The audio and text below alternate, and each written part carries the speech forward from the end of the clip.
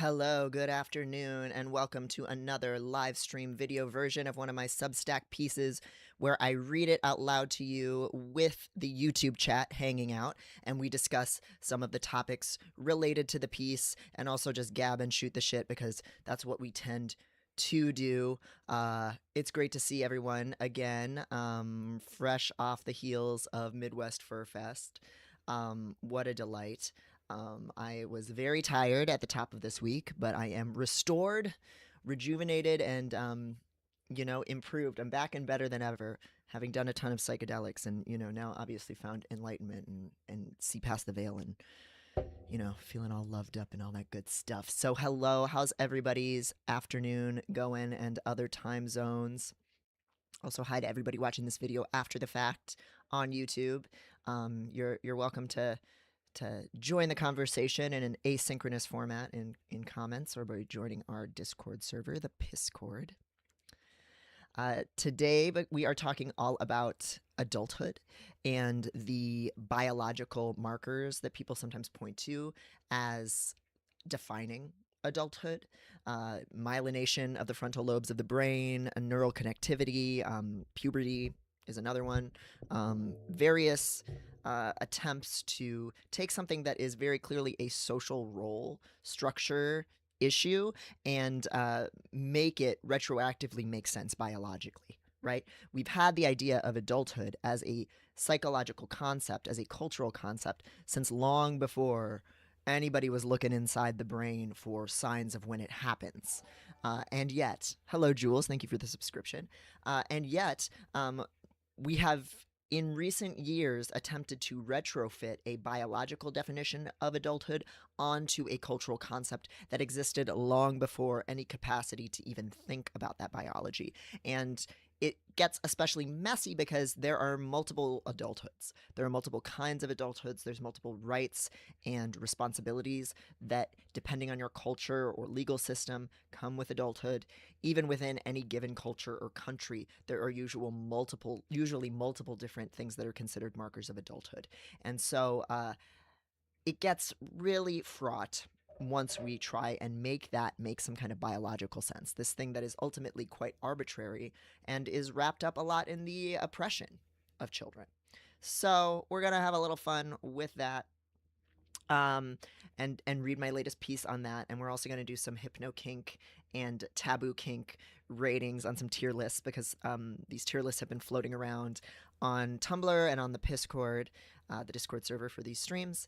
And it's going to be real fun to fill out. And this is a shorter piece, the one that I'm reading today. It's like a cool, 2,800 words or something like that, which is short for me. And so I anticipate that we'll have more time than we usually do. So yes, welcome. Hello. New streaming setup. I hope I don't get in trouble. I have my pup hood over here, and I have some really cute puppy art from Furfest. So, welcome everyone. Today's pre-show chat question that I've asked people to reflect on is, what was an important marker of adulthood for you? We are going to get into the porousness of what adulthood even is as a concept and how many different things adulthood can mean. And so I wanted to see what adulthood meant for you. In my piece, I talk about how adulthood for me meant being able to buy a knife, being able to change my name, um, being able to go away to college. That was considered for me, and the expectations I had on me and the scripts I had for what was like aspirational and what would give you freedom. Moving away to college was very important mentally to me. Obviously my value system doesn't line up with that anymore, but I saw that as my only way to advance and find independence and a life that could be my own, was through kind of having this schooling institution help give me the means to leave home and begin my own life. So that was important for me. Those were the markers of adulthood. Buying cigarettes, I think I did that as soon as I could. That's what adulthood really meant to me, was that freedom and to do those things, and freedom to do kind of taboo or illicit things, as well as to get away from family. So let's see what people had to say in the chat. Scroll back up.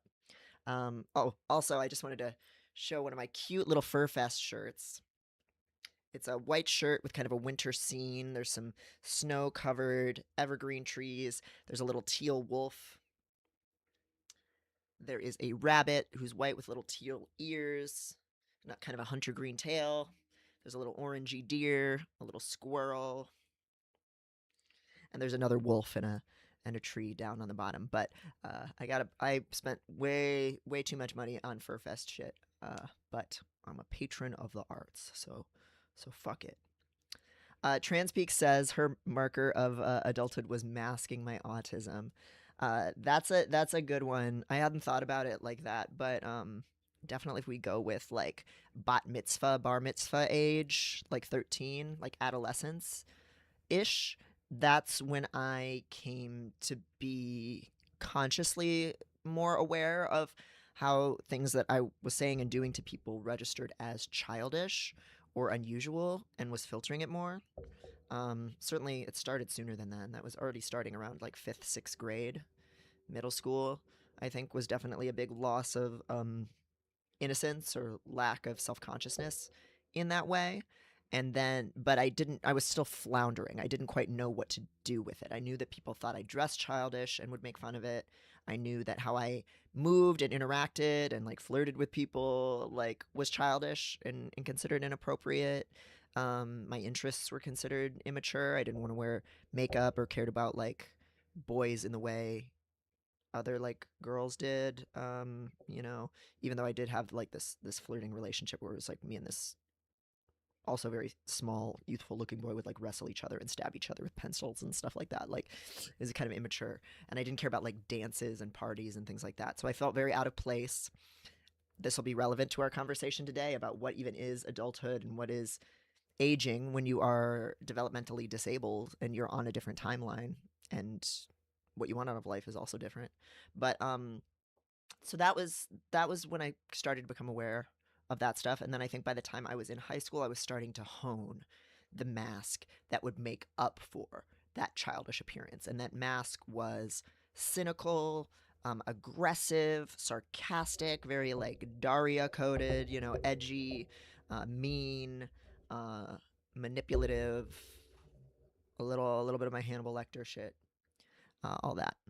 Okay, I'm hearing the microphone volume is quiet. Is that is that true for others? I can turn it up, but I don't want any popping on the mic.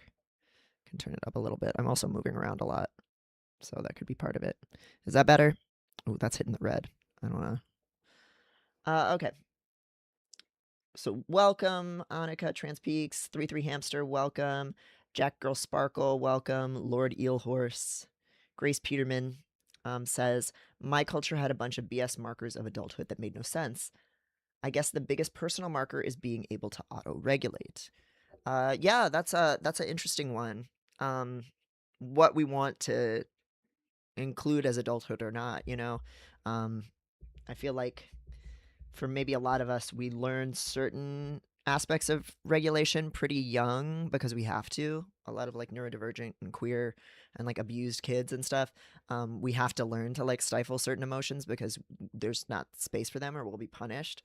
But also, we learn a lot of like real bad maladaptations and like become super codependent or dissociated or whatever the hell else. So I feel like I was both really good at regulating as a young person, and I had to kind of get worse and then get better personally. But yeah, definitely an ongoing thing, and definitely emotional maturity.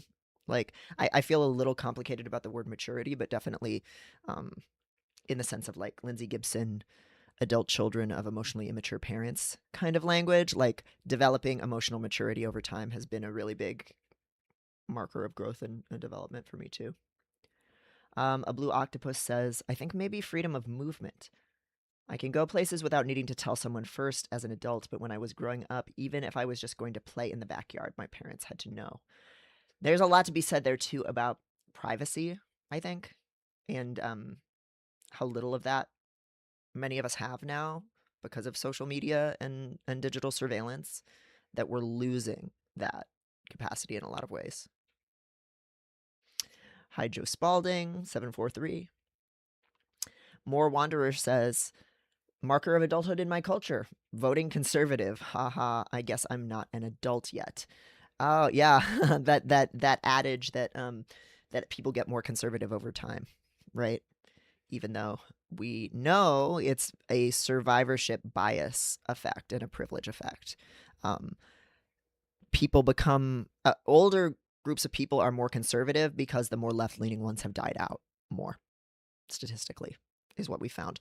And also it is true that some people accumulate more wealth with time and with age.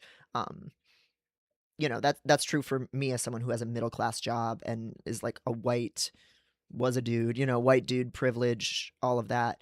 Um, the incentives push you towards a more conservative outlook if that's all you care about, or if that's all you're paying attention to. So that, yeah, that's definitely a thing. 33 Hamster says adulthood. All I can think of is paying council property tax in the U.S., which you don't pay in the UK until being out of higher or further education. But that sucks. It's more societal than personal marker. Right. Yeah. Yeah. We can talk about what adulthood means to you. I think some of us who have a culture outside of the dominant one, so like have a culture that isn't just like assimilation, might have more personally compelling and interesting things to say about what adulthood means. I even think of what Val Shifter was saying last stream and in their writing about Black masculinity, meaning for them like responsibility in a very positive way. And like adulthood meaning taking responsibility for yourself and your people and your community. Whereas I think if you are, say, a white American, like myself, we don't necessarily, you're not Jewish, you're not from a culture where there really are these rites of passage that are still being practiced. Adulthood is usually just like whatever it says on the tin of like society, which is like, oh, I can vote, I can buy a knife, I can run somebody over with my car or whatever. you know. Welcome, Drudgeworm. Oh, this is a nice one, 3-3 Hamster. Maybe when I started paying for my mom's meals rather than her mine. Yeah, that feels significant. Of course, there's a huge class element to that. I know a lot of people. I had a fairly middle class like upbringing. Like what my parents were doing was like working class on paper, but the jobs they did back then in Ohio in the 90s, you could have a middle class lifestyle. And so it was a little jarring for me to realize that I had friends all around me who they were partially responsible for paying the bills and keeping their family functioning financially their whole life. That from the second they got a part-time job as a kid, as a teenager, it wasn't like, oh, here's some spending money and maybe you can pay for the car insurance since you're driving now, or pay for your cell phone bill. It was you are earning money to help keep the family fed, and that degree of responsibility, which goes back to some of the points in the piece that a lot of people have adult responsibilities when they're 12, 13, 14, 8 years old, But for me, that was a turning point of more conventional adulthood. That as I got older, it was like it's my time to take that load and worry about the family's financial well-being and step up and do certain things about that and show and that's been an important thing for me in the last couple of years, having more like success or whatever. Um, Feeling like okay, it's my time to step up and really do something for my family and think about their future and shit. And that did feel like a turning point. Hello, Rune. Hello, my darling. Welcome. Venus Flytrap says having sex as a marker of adulthood felt like it was in my subculture growing up. Yes, I think maybe many of you can relate to this. I definitely wanted to hit markers of maturity and adulthood, quote unquote, do grown up things as a sign of my developing personhood. So when I was a teenager, and this is very early 2000s core, I think, and like 90s core, I wanted to smoke cigarettes. My friends really wanted to try drugs. I wanted to drive. I wanted to get my driver's license as fast as possible. I wanted a job as fast as possible. I wanted to have sex as fast as possible and if I hadn't, I wanted to lie about the fact I hadn't done those things. Like I was telling people that I had sex like way before I actually had, because those things were seen as markers of maturity and therefore personhood. So if you hadn't done these taboo adult mature things, you deserved less respect, was really kind of how it felt and how it was seen for me and the kind of culture and subcultures I was moving in. Um, yeah, and you even mentioned Venus Flytrap in my subculture. So I was hanging out with like, the freaks, a lot of the alt kids. I was like an indie kid, but lots of like goth and alt and depressed and kids who had like who were getting a GED or like getting out of school like early and like not on the most conventional conforming path. And for all of us, that was really like you need to get out into the world and experience life. And that means having sex and doing drugs and driving and having a job and earning your own money and things like that. Darth Zarek says, for me, adulthood was moving out and being independent from my parents. But now I'm 26 and feel very adult and still dependent on my parents because I'm disabled. Yes, there we go. The inherent ableism of trying to define adulthood biologically, or I'm sorry, in terms of life marker in this case.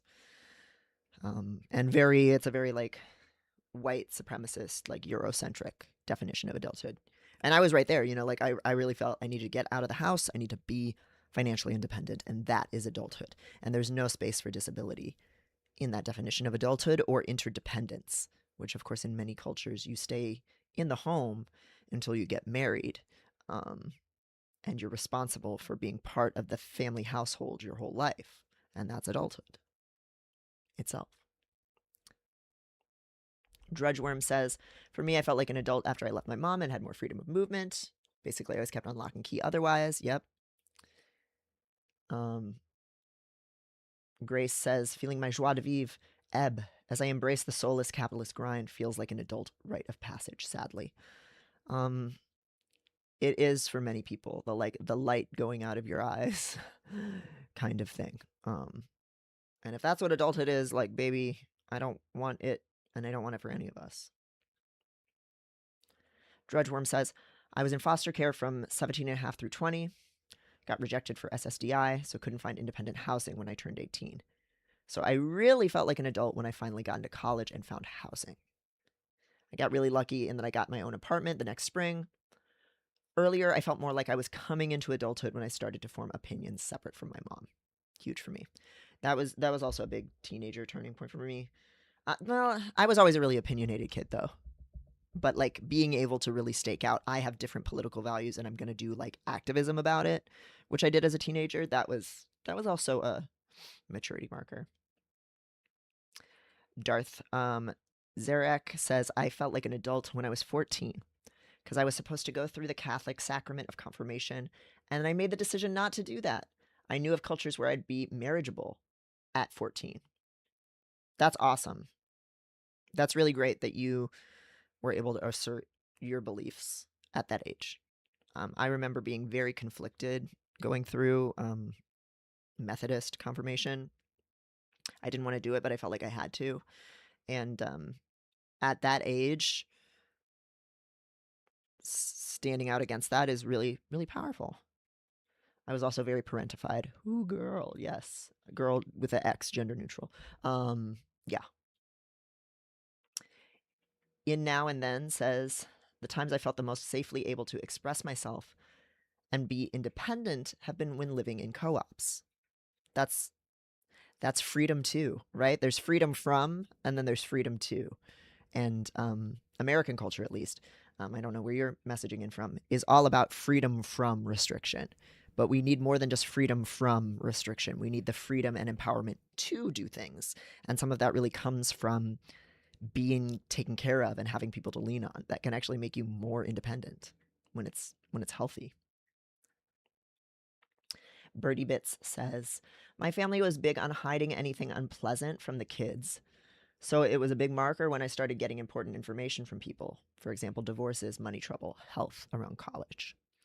Yeah, for me, when my parents got divorced, that opened up a lot more open communication, both because of being parentified and spouseified, but also because I was old enough, at 15, 16 to be included.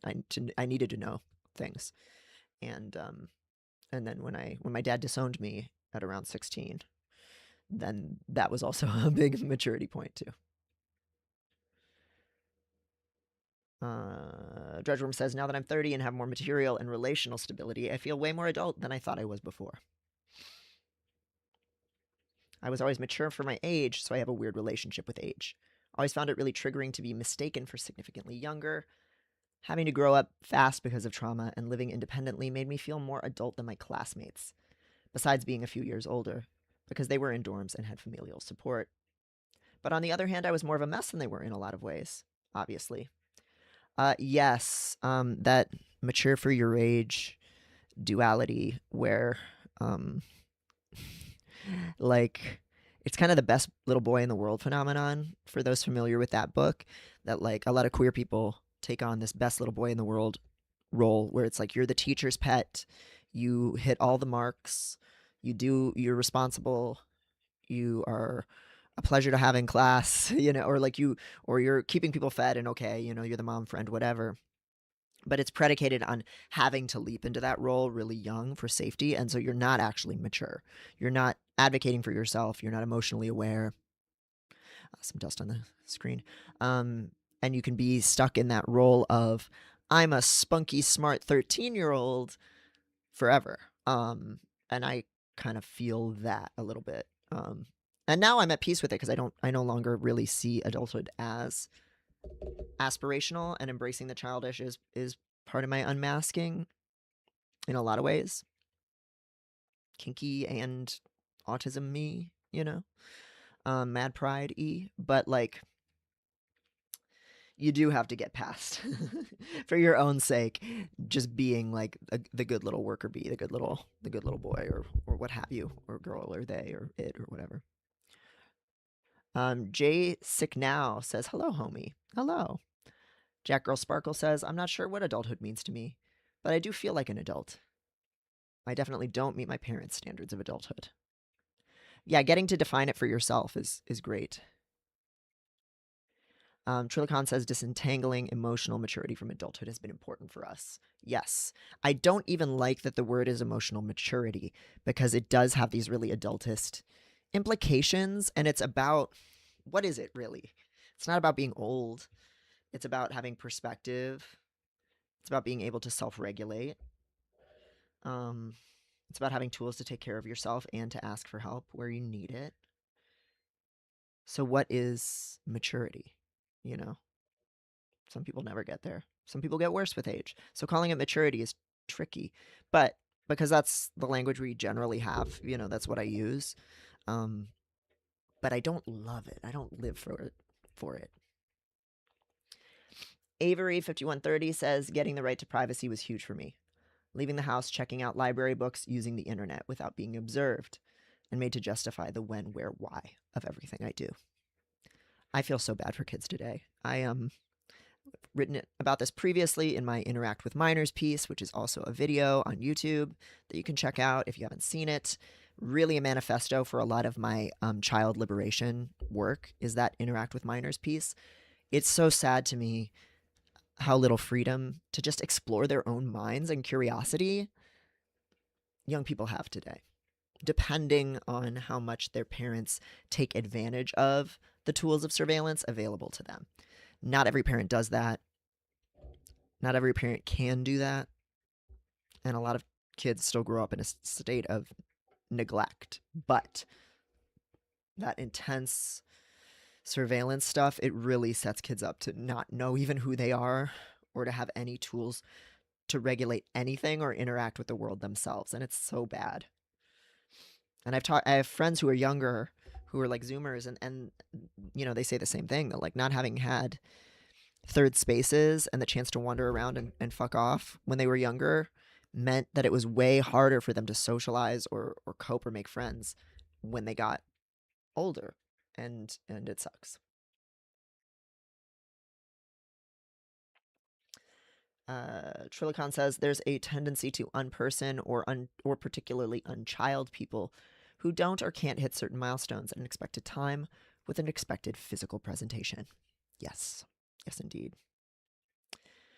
Darth Zakir Zarek, says, now being an adult means being able to redefine a lot of cultural concepts, not just adulthood, but gender. So it blows my mind when I meet trans kids. Well, yeah, the ability to redefine all of these things should belong to kids. We should all be able to define ourselves and decide what happens to our bodies at any age. And it's really cool that there are kids out there that have enough support or are insistent enough that they find it. But as a society, we do everything in our power to prevent that. Trilicon says there's a heavy amount of adult supremacy. Even if you don't hit those milestones, you are less of a person or still a child, even when they unchild you. Yeah, so you're seen as less of a child in the sense of deserving and needing support, while also not getting the rights of an adult, I believe is what you're probably saying when you say unchild. Grace says Peter Pan is a queer inspo for multiple reasons. Adolescence is protracted for queer people. And that brings us back to a little show that I'd like to tell you about called Interview with the Vampire. Queer vampires, immortal queerness. The idea that we are not operating on a typical adult developmental timeline is so important to me. Like, name a girlie who's more adolescent than Lestat, the vampire Lestat. Like, come on. She is a teenage girl kicking her feet and writing in her journal forever. And we love her for it. And all them bitches are getting into messy, juvenile relationship problems forever. Obviously, Armand is the portrait of a abused child who, specifically in the books, was abused as a child sexually and every way possible, and kind of used as an adult's like sex toy and emotional support animal, and then was turned into a vampire at 17, so right on the cusp of adulthood, and forced into a role of looking after the other younger boys who were still being abused and used. And so he's locked in to that semi-adult child servant role forever, and he got a lot of problems from that. And that's why we love her. That is why Armand is my baby girl. And in the show, too, beautiful boy, beautiful young boy, trapped in beautiful young boy mode forever, feeling the lack of empowerment that a child has forever, while also possessing incredible amounts of aged power, being very old and powerful, but feeling like a child forever. Baby girl, love her. She is me, we are we. Oh, I love her. More Wanderer says, I can't work because of my disabilities, and it has definitely affected my self-esteem. I feel like I'm a reluctant Peter Pan or something. Joe Spalding says, I haven't really felt like an adult until like this year at 32, doing a lot of therapy for CPTSD and feeling more whole and certain of who I am makes me feel like an adult. Trilicon says, for us, emotional maturity, as opposed to adulthood, was learning and doing when people didn't take our shit seriously, and it made us very vulnerable, both adult and child. Yeah, taking care of yourself being a marker of adulthood, even when other people don't like it.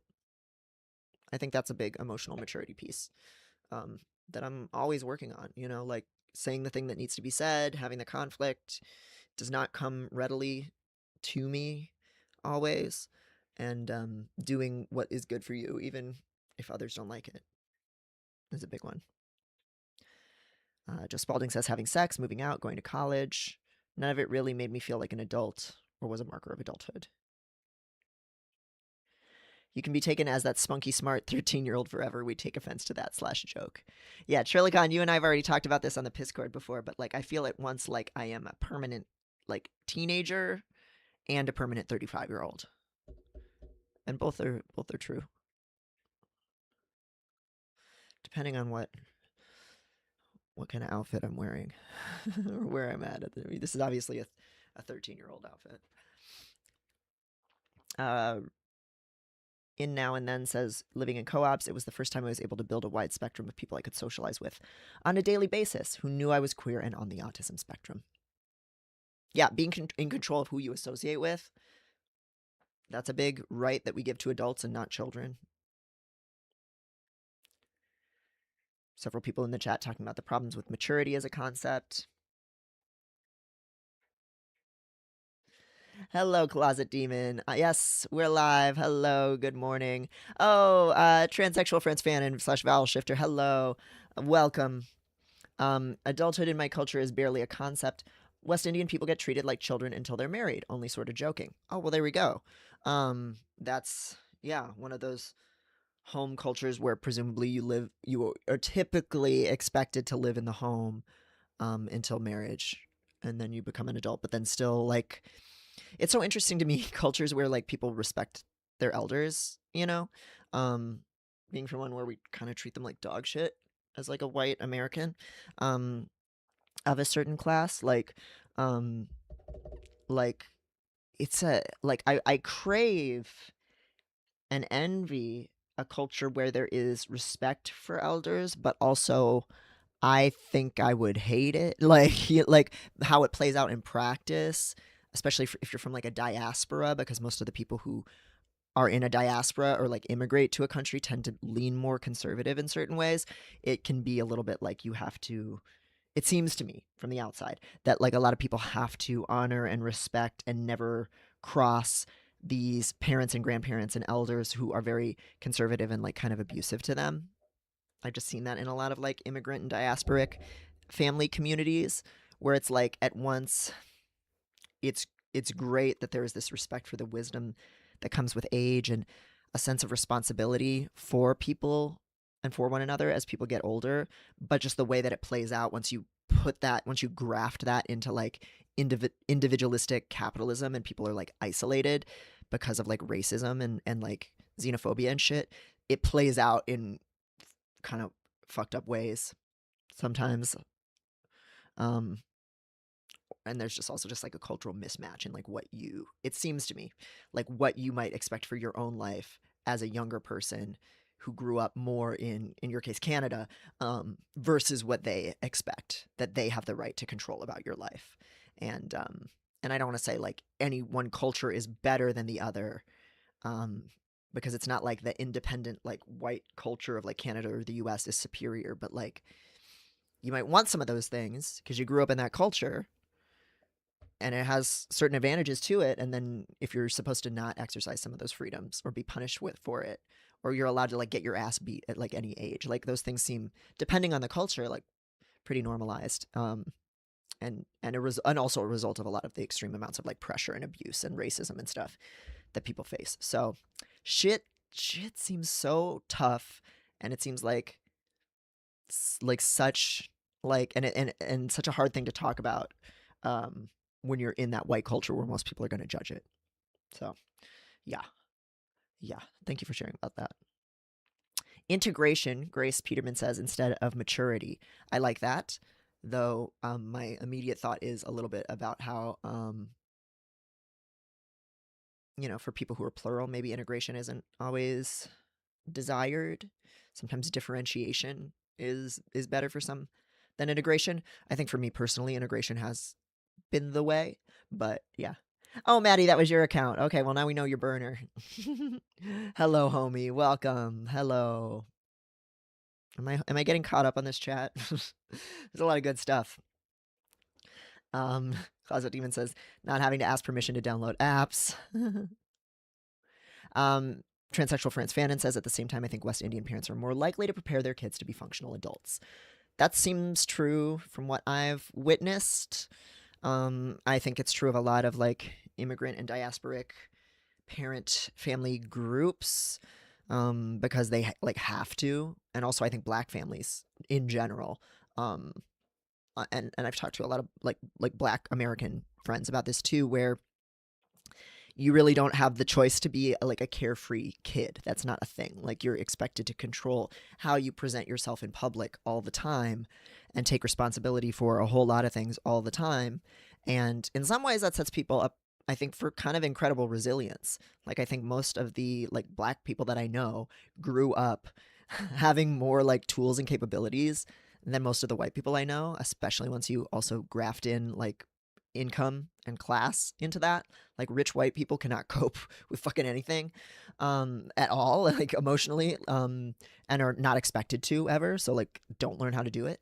Um, but you know, it comes at the cost of for black people like not getting to express themselves ever. Um, and and can be really harshly enforced from the outside and within the family system. So yeah, there's a lot going on there, and how maturity is defined is so raced too, right? Like what is considered adulthood? What's womanhood look like for a black woman versus a white woman? And then once you divide it by class, it also gets really more complicated because I think working class white people do have an idea of like a woman is supposed to be strong and have her shit together, but wealthier white women don't have that expectation. Lots of people talking about surveillance. Oh, Drudge Worm, is that Sasha? I'm sorry, I'm so bad with different platforms. I think that's you.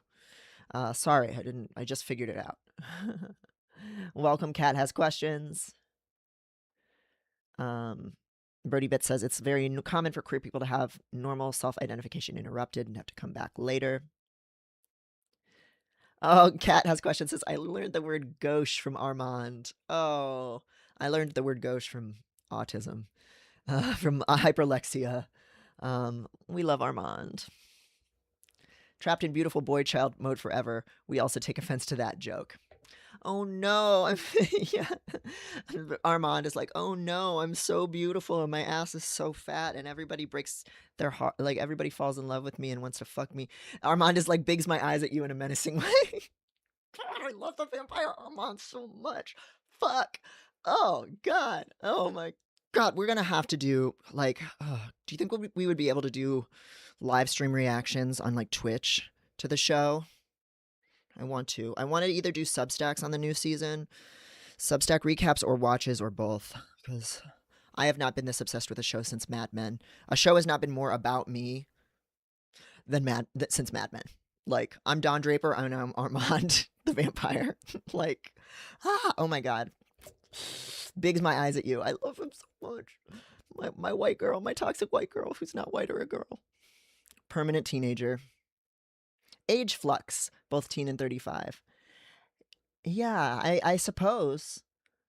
It's so strange to me, like plurality kind of stuff where it's like I don't feel like I'm different. I'm not differentiated, right? It's like I have these tool sets for different situations. I don't know, or it's masking. I don't fucking know. But like, yeah, those are the two languages I speak: is teen in the early 2000s, and 35-year-old.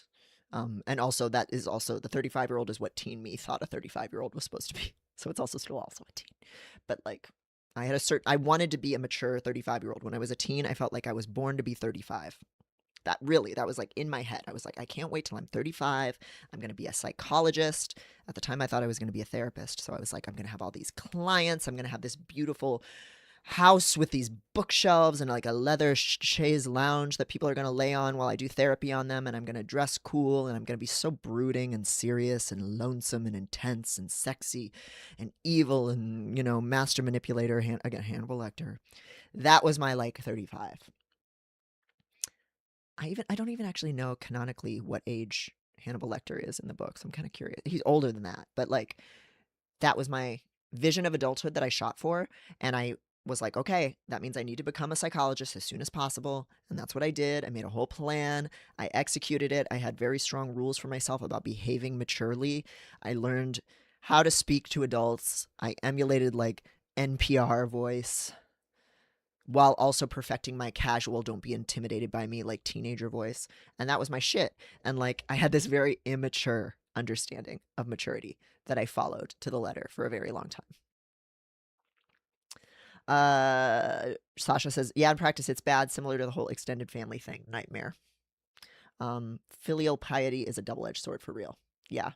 Yeah. I mean, the family is still, even an extended family is still a replacement for broader community, right?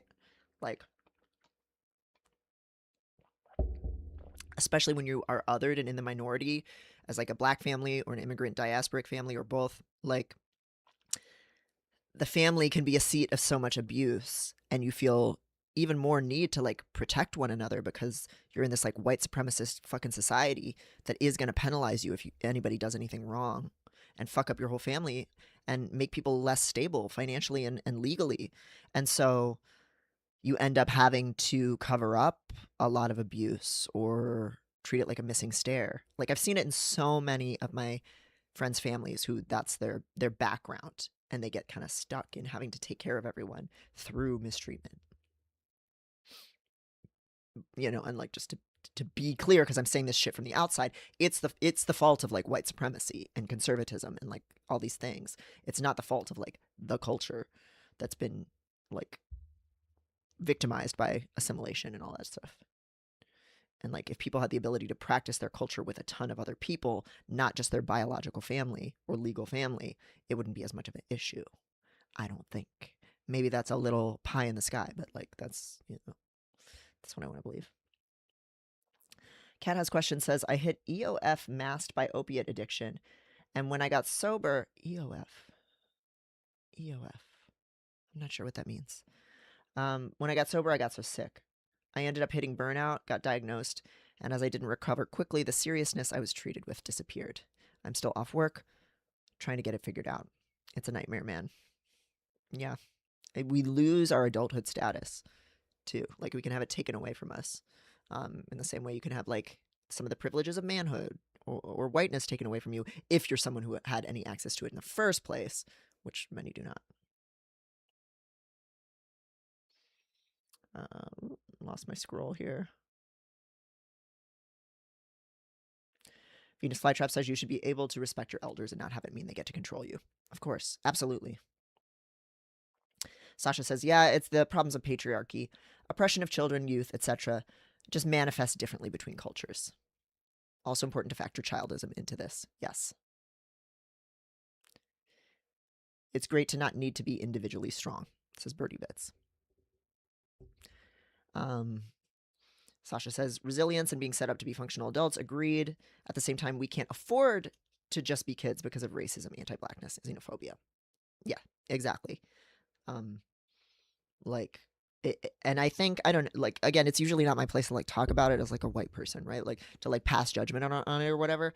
Like, it just sucks that, like, the only tools that a lot of families in these situations have to, like, set their kids up to be safe is stuff that is gonna traumatize them and make it hard for them to advocate for themselves in certain ways. But it's also like, well, it's going to help keep you like more alive in an immediate way.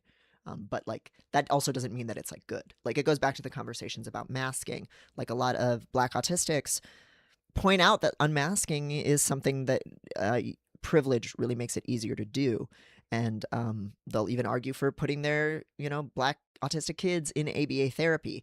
And, personally, I've always said, like, we have to have compassion and understand structurally why the fuck that's happening and never demonize Black families that make that choice or have to make that choice. And also, I don't think we can act like it's good. Like the kids going through ABA therapy are set up for abuse and exploitation. And so that is not the answer, if that's what somebody individually has to do, fine. Like we should not demonize them for it, but we also have to be able to talk about the massive amounts of damage that also does, and the fact that that pressure to do that comes from white supremacy and ableism and so on. Jack Girl Sparkle says, I wasn't really taught much regarding financial literacy, so when I started college, I no longer had to get my parents' permission to buy anything. I didn't have very sustainable spending habits. Yes, and that's also something that's very classed in interesting ways. People can have all kinds of different money anxieties and compulsions based on either not learning, like having a lot and not knowing the boundaries of money, and also from like not having anything and knowing it's not going to last. So fuck it, we ball,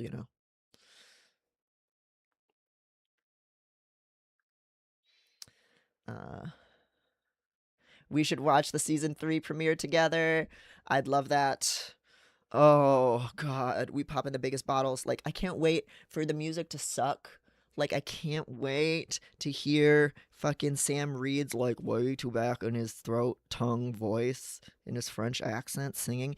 Oh my god, I love that man. He's so pretty. He's so stupid. Oh, he's so gay. Oh Fuck. I just love that show so much. Oh, oh God. I heard Talamasca is really bad, so I hope nothing goes south. But I trust them. I trust them to handle Trans Gabrielle. I trust them to find a way to keep Louis like plugged in a fucking show. I trust the music to suck and be cringy. I pray. Okay. Live stream reactions sound good. Maybe even do your Substack video essays as well to cut off the distractions. Yeah. Yeah. Armand would be a Swiftie. Oh my God. Armand would be a Swiftie the way I'm a Swiftie. You know, Armand would listen to Mastermind and he'd be hoping to play that song for Louis and be like, look, I engineered, what if I told you none of it was accidental? And from the first time that I saw you, I wanted your body. And like, while revealing that he like killed Claudia and shit. And Louis would be like, I have to kill you now. I have to engineer your downfall now in a really passive aggressive way. Oh my God. Armand would love Mirror Ball. This could be a whole stream. Armand, Taylor Swift connections. Armand would love Mirror Ball. He would love most of the Midnight's album because it's all about just BPDing out on people. He would write Life of a Showgirl, and it would suck. He would write it after Lestat became a pop star or a rock star or whatever. What else? All the Jealousy songs. Afterglow. Armand would like play Afterglow and be like sitting all prim and proper on his bed trying to get Louis to like fuck him. Oh, Armand. I get Maddie and I were just talking the other day about how we don't have like the character brain where we like think all the time about the character. The way a lot of autistic people have like the character. And I don't do that with OCs, but I do think about Armand. I don't even have to. I just know because I'm just projecting my own shit. So it's really easy to know. But I love him. Hyperlexic Cat has questions. Yeah, I was reading a lot of Stephen King too. Anne Rice, I missed the boat on, which sucks. I did not read a lot of gay stuff when I was younger. I didn't read Weetzie Bat, which is shocking for given my eating disorder, but I didn't read any Weetzie Bat shit. I read Stephen King really young. Like I would just house these books. I'm a super fast reader. I read like almost all of his oof by the time I was in like 5th grade. Thomas Harris, Hannibal, huge for me. Started in like 3rd grade. I was into Hannibal. And then I was reading like Dean Koontz, his books about like the bird, this like scientifically engineered bird children who had incest with each other. That shit fucking hit. The Bastard series, which was like a like historical fiction incest shit. VC Andrews, incest shit. You'd think I would have more of an incest kink than I actually do have, given some of the shit I was reading, but like that's just what fiction was back then to me. Yeah. So I'm sad that I missed the Anne Rice boat because now I feel like I have too mature of a brain to love it the way I would have loved it as a child. I just can't. I don't have the time to like go on her long diatribes about fuck shit.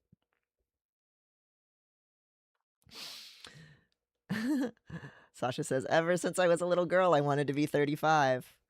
Trilicon says, you were describing a therapist like a vampire. Hannibal was my vampire. Hannibal was my Lestat. Solved it. Cat is also apparently a Hannibal autist. I think Hannibal speaks to a certain kind of autist because it's a little aspirational. It's like, oh, I am creepy and off-putting, but I am very observant, and I know how to work with people in a certain way based on what I've observed, and so I can actually be powerful. I'm totally fine. It's okay that I'm creepy. It's okay that I have to analytically figure out how human beings work because I'm cool like Hannibal. It's okay that I feel evil because Hannibal's cool and sexy. That's my other character, Hannibal. The character. Vampire Freud.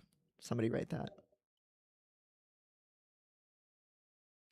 Trilicon, just clarifying in the chat that that their system is age incongruent and experience severe age dysphoria. And our body is incorrect. Our internal experience is that of a 12-year-old. We're 12, 32 is just our ID. Fuck yeah. So this topic is complicated. Hell yeah, it is. So happy to have you here for this conversation.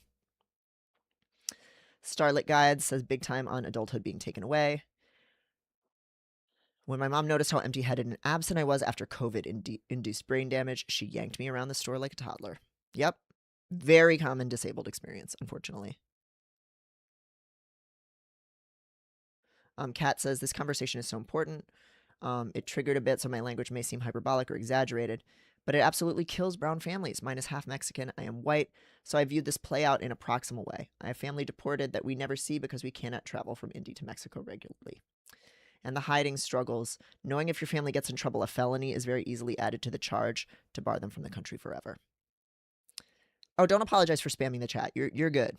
You're good. I will reach a point where I probably am not replying to everything, but continue talking with people in the chat. Like, that's, we're building a space here. I am always hesitant to call things that could be like a fandom, a like community, because I don't want to be a weird fucked up cult leader, but I think people have just organically actually formed community with one another through the chats to these things and through the Discord, and that's not me. That's not a credit to me. I'm just another person here participating, even if also admittedly the power differential and like who has control over the spaces is different. But like, I do want it to be as non-hierarchical as possible and for people to make the relationships what they want them to be. So like, talk about this shit. Talk about it with each other. I'm just a conduit for some of that. Yes, lots of different things get labeled ABA therapy because it's the only one insurance pays for. Good point, Trilcon. Sasha says the enmeshment with the family is a big thing in a lot of families of color and immigrant families. Everything you do reflects on your family, on your culture. So having to mask more makes sense. Absolutely.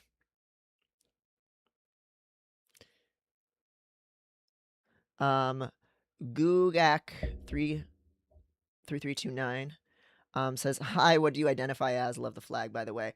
Oh, God. I don't even know anymore, girl. Whatever. I don't know. It doesn't matter. Welcome. Who cares? I don't know. I don't fucking know. I use it pronouns. What's up? That's all you need to know. I've written a lot of shit about that if you want to know the deep lore, but like, it doesn't matter. Just use it. It's cool.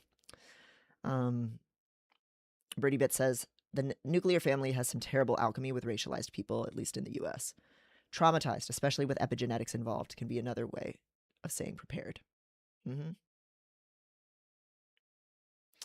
I'm sure there are many hyperlexic people in the chat, Kat. I would bet Sasha is. I would bet. Yeah. Oh yeah. Sasha already said yep.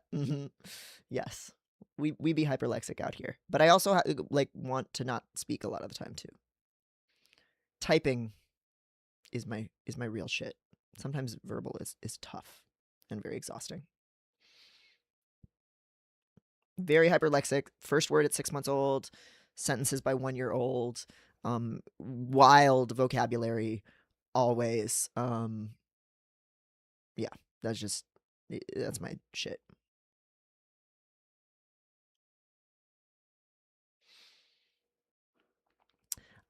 Grace says, I'm hyperlexic and autistic. I read Chronicles of Narnia over and over, Christian Family, and Anne of Green Gables.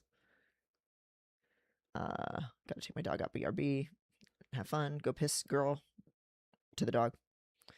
Talking about helicopter parents. Transsexual Franz Fanon, also hyperlexic. I read abnormal psych texts and medical texts at 10. Yup. Yeah, oh, I wish I was studying for something useful at that age. No, who cares? Whatever. It was fun to learn about. Like, I learned so many weird things from fiction. I remember Stephen King talking, maybe in the book On Writing, about how fiction is a great way to sneak lessons into things. Like in the Gunslinger trilogy, he talks about breaking strain, that like a longer rope has more breaking strain and is easier to break than a shorter rope of the same thickness. I would have never known that shit if I wasn't reading about a gunslinger who can hypnotize people by flipping a bullet over his fingers. And obviously that's why I was there for that. He talks about the boom slang in the collection. Is it Hearts in Atlantis? There's like a story about a guy who gets bit by a boom slang snake and is like frozen, paralyzed, and mistaken for dead. But then while he's in the morgue, he gets a boner. I learned a lot from that. I learned something from Chuck Palahniuk. I don't know what. Something about how the rectum works when you put a hose on it. Um, Closet Demon says, I can say big words, but fuck if I can speak fluently. I yeah, I've been living my life in words at the expense of other things for a long time. Sasha says, been talking in sentences since 18 months, reading since 2. Handshake meme with the chat. That's awesome. That's, reading was my buddy. Reading was how I exercised escapism at the time. Yeah, I think this community tends to skew more hyperlexic, but I hope there are also, there's probably the people more lurking in the chat or the less hyperlexic types. And it's interesting how some autistic people, they don't speak for years and then they're like, okay, now I got some shit to say. And it's just like, boom, fully formed sentences. And I've had that with some other skill development where it's like, I'm not ready to do this thing. I'm observing and synthesizing how to do it. And 10 years from now, I will just suddenly be perfect at it. Lua K4W says, started reading at 6 months. Took 2 years to say my first word. Yes. There we go. All right. 1 hour later, we're through everybody's shares about what adulthood means for them. So let's dive into this dang old piece so we have some time to talk about it and to do a little bit of hypno kink tier listing. Thanks for chilling, everybody. So you can follow along with this piece on drdevinprice.substack.com. I think I'm going to change the URL at some point, so get ready. It might be just like Devin Price or Devin Eric Price or something like that. I don't want the doctor anymore, even though it does have good branding. There's the piece if you want to follow along. It is free to read on my Substack, always and forever. And I'm going to read it out loud, provide image descriptions, and interact with y'all's chats about the topic. Actually, first, let's do what we sometimes do. And let's blow some bubbles to get ourselves breathing and relaxed. Thank you to my voice teacher for this exercise.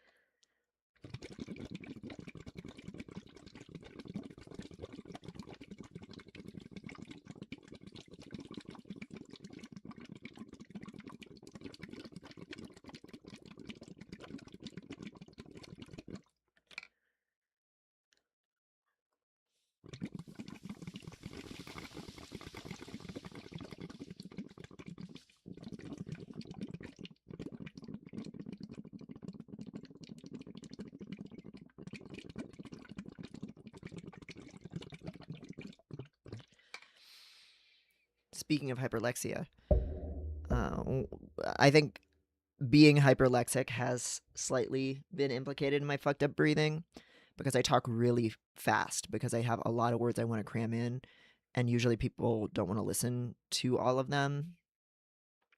That was, the lesson I learned from a young age, or that it's too much for people to process. And so I coped by trying to cram it all in really fast. I also have trouble with conversational pacing and knowing when it's appropriate to speak and like not interrupt people and stuff like that. So it's like, oh, now's my chance. I need to get it all in really quick. I'm going to not breathe while I'm speaking. And so I've never learned how to move the air while I speak in like a natural way. Because apparently speaking and singing is just breathing, which I still don't fully understand. Like 9 months into singing lessons. Yeah. I know one thing I'm trying to work on for all my singing heads is breathing more through the back rather than trying to like push things through my abs. But it's really tricky. I can feel it when I'm like running, that's You know, my body's breathing automatically in the way that it needs to. That's more efficient because I'm running. But my instinct is to push air effortlessly while I'm talking and fucking close the fucking glottal muscles, which makes it all way harder to do and tiring. So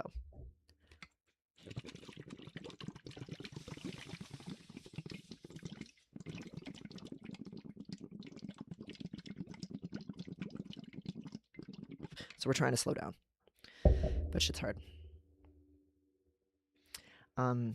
Closet Demon talked about how being hyperlexic. Hyperlexia is the reason I'm not diagnosed. It reads so above level, nothing's wrong with it. Oh, all the motor skills problems? That's because it's fat. Yeah, I mean, I don't know what age you are, but that for me in the 90s, it was, oh, it is very verbal. It's very intelligent. Fucked up concept, but that's what they, it's gifted. Oh, it has all these motor skills problems. Oh, it's just a awkward girl, or like, oh, it's just an awkward nerdy kid. We don't give a fuck. Like, so eluding diagnosis. But when you add in the we don't care about any physical struggle because this kid is fat, that's even worse. Like, I got a lot of like condescension about my physical inability, which really fucked me up, but it is less cruel than what like a fat kid would get. Like, I would get yelled at for being physically bad at things. I would, but I know if I was fat, it would have been way worse. Like, it fucked me up, and it still does to this day, but like, if I was fat, it would have been so much worse. So, yeah. Eye of Sauron type. That's funny. I'm assuming that's the Hannibal type personality. All right, let's hop on over to the piece. It's called We Can't Keep Making Adulthood a Narrower and Narrower Category. Your personhood isn't determined by an MRI scan. That's magnetic resonant imaging scan. Which, in the most like oversimplifying of terms, is looking at iron, using a magnet to detect things like iron, which is in the blood, to identify blood flow patterns in the brain, among other things. Plus a ton of intense statistical filtering. The cover image for this piece is a screenshot of a Vogue article. It's called This Is When We Actually Become Adults According to Science, published by Daisy Jones on November 28th in Vogue. And it has a picture from the film 13 Going on 30. I'm forgetting the actress's name, but she's, an adult woman on the phone laying down with her feet kicked up behind her, and she's supposed to be like an immature adult woman body, but immature 13-year-old mentality. Jennifer Garner, that's her name. So, the implication here being, oh, a person with an adult body but the mind of a child. This reporting is kind of positing that that's what you are if your brain isn't fully developed. By now, many of you have probably seen the news reports of a scientific study in Nature, supposedly showing that people actually become neurologically adult at the age of 32 years old, not 25, as fans of the frontal lobe myelination theory of adulthood would have it, or at 18, as the purely legalistic definition of adulthood would, or even 13 or 15, as many cultural rites of passage have variously held it to be, such as quinceañeras or bar and bat mitzvahs, for example. No, now that some entirely exploratory research has discovered that the average non-developmentally disabled brain tends to enter a new phase of functioning and connectivity around the early 30s, we have a new random spot on the ground for pop scientists and those seeking to limit the rights of marginalized young people to draw a target around and act like they were aiming for it the entire time. And that is bad science, baby. If you find something and then you say, here's why that thing I found makes sense, that is not science. You have to predict and then test it. It can be exploratory research, but it's you don't have an answer yet on anything when you do it that way. In sum, researchers Alexa Mosley, Richard Bethlehem, Feng Cheng Ye, and Duncan Assel reviewed a large pool of nearly 4,000 MRI brain scan results, filtered exclusively for neurotypical participants. So, everybody here, this is not about you at the end of the day. And found that, consistent with prior research on the subject, the density of neural connections tends to peak at around age 30 for most people, as does something called topological efficiency. So efficiency of movement of electrical activity in the brain across the topology, across the surface. In essence, how long a distance neural information needs to travel across the brain. And if it's a shorter distance to transmit the information, it's a more efficient connection. It's faster. Less reported on have been the study's numerous other findings on neural changes that tend to occur with age. For example, the finding that neural modularity, which is how easily you can group different neural nodes into clear subsections, so basically how well organized things are based on kind of function, how much neurons that interact with each other a lot are clustered together. Does that make sense? That like if you have a lot of neural modularity, neural nodes that send messages between one another often are going to be kind of clumped together and not as clearly clumped with nodes that they don't communicate with as much. So just to go for a totally like hypothetical example, like your visual system processing, let's say, movement and tracking for like catching a ball, you might find a really close series of connections for neurons involved in the visual tracking as well as neurons involved in the physical act of catching something because they work together, right? That would be high neural modularity. Efficiency between nearby nodes, so local efficiency, so how short of a distance there is between neurons that tend to interact a lot or are close to each other. Both of those things peak at age 90. So people's modularity, their like grouping systems of their neurons, and their local efficiency goes up and up and up throughout the lifespan until around 90, and then it starts to go down if you're still alive. So not everything in the brain is like getting better until you're 30 and then it plummets. There are aspects of how the brain functions that continue to improve or change with age all the way up until 90. Why having a brain that is hyper-connected and generally efficient is the marker of adulthood, but having a brain with a highly specialized organization and really efficient individual connections is not the marker of adulthood is, of course, completely arbitrary. The only reason the news media isn't treating brain modularity and local efficiency as hallmarks of maturity is because it would make too obviously specious a headline to claim that adulthood begins at 90. So, here I will direct you over to the Nature article. I'll link it in the chat as well. And we love Nature. One of the chief editors of Nature is an autistic guy that I've had some. He interviewed me for the book that he's working on autism. I think he's great. And I think this article itself is fine. It's the reporting on it that is a problem. What this article, Topological Turning Points Across the Human Lifespan, really is discussing is exactly that, multiple different turning points over the course of typical non-disabled human maturity and development. They propose in this article that we can look at different eras of the brain as we age, that we tend to hit turning points at 32, 66, and around 83 into 90, based on a bunch of different trends and changes that they see at different age ranges.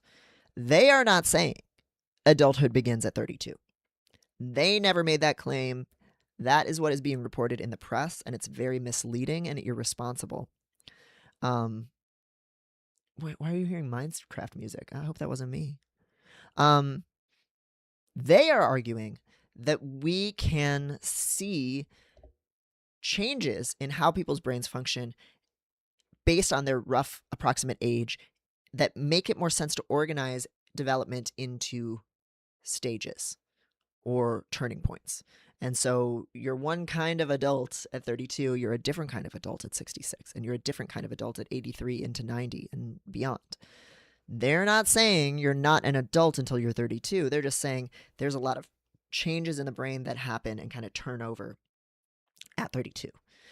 So if anything, and I get into this in the article later on, we can see this as an argument to do away with the idea of adulthood as a binary, which I think is really interesting. Like, there's a lot of really interesting work in here if we're not trying to use it as an excuse to restrict the rights of kids or to say someone who functions differently is inferior. Like, the whole point here is that adults all don't function the same. So it's very frustrating. Here, an image that I've included in the article is a lovely, very detailed, high-resolution stock photo of an old Eastern European man, tons of wrinkles, shortly cropped balding hair, thick eyebrows, kind of greeny hazel eyes, kind of a stern expression, and a checkered shirt. And I called him the only real adult out there because he could be 90, you know. And it's a photo by Evgeny Kolsov, courtesy of Unsplash.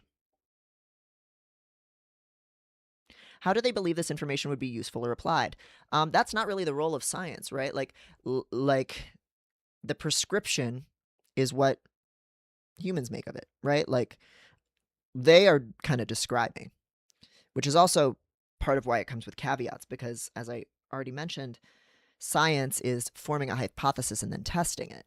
And they are doing a lot of descriptive work here, which is a very important starting ground for people to form predictions. But I think it's really important to always emphasize science cannot tell you what to do. Science is never going to tell you what's right. Science is never going to be able to answer should questions. Science can't tell you how society should be organized, how people should be treated, or what any of this stuff means. Science just summarizes observations, and if it does it well enough, you can use that summary of observations to predict what will happen in the future. So, if their data on brain development is good enough, then we should be able to look at, let's say, a 35-year-old and make some approximate guesses about what their neural organization looks like, if they're neurotypical, if they're similar to the people in this sample. That does not tell us that that person is an adult, that that person is more competent than other people, that we should do anything. Science can never tell us what we should do. That is the realm of human value judgments and interpretation. And that's what's so fucking maddening about this reporting, because the science is not trying to tell us that we should restrict the rights of more adults. That wasn't true of the studies that found that the brain myelinates at around age 25 in the frontal lobe. But a bunch of people who had a vested interest in taking away the rights of young people grabbed onto that observation that the brain on average finishes myelinating at age 25, and they said we should limit what people under 25 can do. And the science never said that, because the science can't say that, because science doesn't make should statements. It describes and it forms predictions, and that is all it ever does. It is not perfectly neutral because humans are doing it, right? Our biases and our values are hidden in the questions we ask. And so science, as it is actually practiced, is biased. But even when we do that, nothing that we find using the scientific method can tell us what we are supposed to make of that information. That is something we have to take up with our God, with our government, with our council of elders, with our hearts, with our souls, with our vision quests. Like, those are subjective judgments. It's not something that science can ever say. There's a psychologist, Hans Eysenck, who says we must render to science what belongs to science, but not all of reality is subject to scientific questioning and methods. Morality can never be answered by science. Political values can never be answered by science. Anything about like social justice or like equality cannot be answered by science. We can ask questions that might help us enact those goals if we have those goals, but science is not like an oracle. It has no ability to make a value judgment.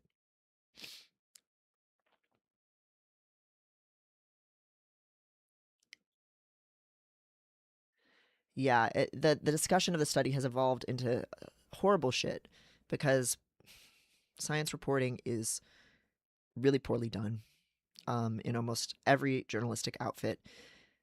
Usually you have someone who has a degree in journalism and they've taken a few classes on science reporting. They don't have the degree of methodological knowledge that, say, I have. And I'm not a neuroscientist, right? Like, I'm still not an expert on neuroscience. I've taken, clinical level stuff. I've done research involving it. I published, but I'm not a neuroscientist. Like, you should be skeptical of my reporting on neuroscience too. Though usually the only argument I'm making is like, whoa, slow down. Let's not be so certain. Like, I feel qualified to say, whoa, slow down. People are saying things that we clearly don't have evidence for in these papers. But it takes a lot of knowledge to weigh in on neuroscientific research fairly, and science reporters don't have that. And they also have the capitalist incentive to write headlines that are going to do well. They are just trying to keep their fucking job. And so you should not trust science reporting ever. In my opinion, you should always go to the article itself. And you might feel like, oh, wait, I don't have the scientific acumen to understand this stuff. I understand that. I get it. You will get better at understanding the science through reading the science. The only reason that I know now how to read the science is because graduate school required me to all the time. There wasn't any secret hidden knowledge in graduate school that made me good at research methods. It was just through drilling dozens and dozens and hundreds of times of reading an article, talking with other people about the article, summarizing it, seeing where I got it wrong, that I came to understand research. And from doing research myself, that obviously really helped. But you can read this stuff. I know they write it to be obtuse. I know they use lots of terminology that is intended to gatekeep and scare people away. And I know it's not accessible to everyone. So I don't want to pretend that it's easy or that everyone should do it if they can't do it, right? But if you are able to read something, all my hyperlexics in the chat, you can read a scientific article. If you were reading Anne of Green Gables at 3, you can read a scientific article. If you have, the will and the focus, and it's, accessible to you in that way.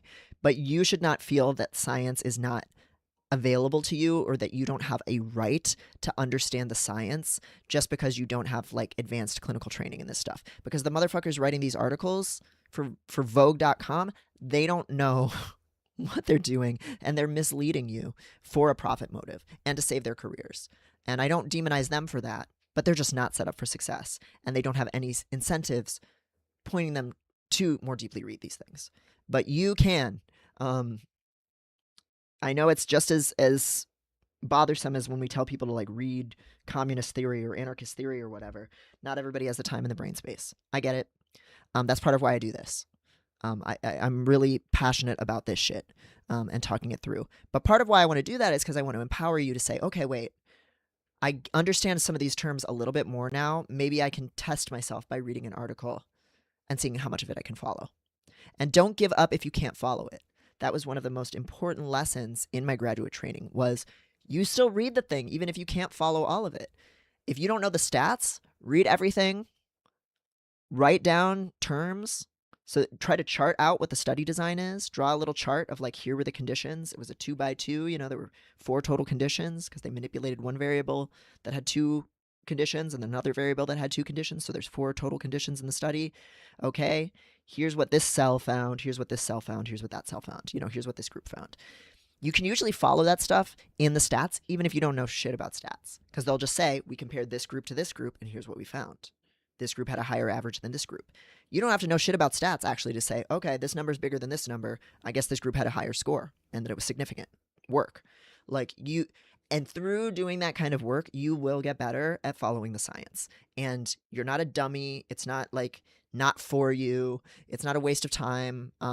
Whatever like threatening thing you get in your brain, or boredom or whatever, like you don't have to understand it perfectly to be getting better through that process. Read through the shit, chart out the study design, see if you can write down or draw here on like a whiteboard, here's what the study was, summarize what they found in your own words, and see what you still don't know. It's just basic like active reading practice, and you will get better at it. And I know that's not a solution for shitty science reporting in the world, but I'm trying to do my part out here and empower people to realize we don't need Vogue.com to tell us what an adult is. At the very least, be skeptical of anything you read. Like, if you can't read these articles, if you can't access them, I get it. They're written dry. A lot of them are behind paywalls. It sucks. At the very least, I beg, be suspicious of every bit of reporting you see. Even if you just read the abstract, Closet Demon says, even if you read a paragraph, you'll get farther than not doing it. Yeah. Read the abstract. Read the abstract. See if you kind of understand it. See if you have any further questions. Every scientist reads just the abstract half the time. We pull an article. We say, is this useful to me? We read the abstract, a 1-paragraph summary, and then we decide, okay, do I actually need to learn further about this study, or is it not relevant enough to what I need to know? Because there's too much stuff out there to read it all. And of course, now some people use AI to summarize this shit. Don't do that. You'll be misled, and you won't develop that skill of practice. Just read an abstract. See what you understand, see what you don't, and then if you have questions based on what you read, noodle around through the article a little bit. Like if they use a term like topological efficiency, and you're like, what does that mean? See if they tell you in the article. They probably will. It might be still hard to follow. Try to summarize it in the words the best you can. You might be a little off the mark, but you still learned a thing, you know? You can do it. You can do it. Please try to do it. If you care about science, if you fucking love science, give it a shot. Read the shit.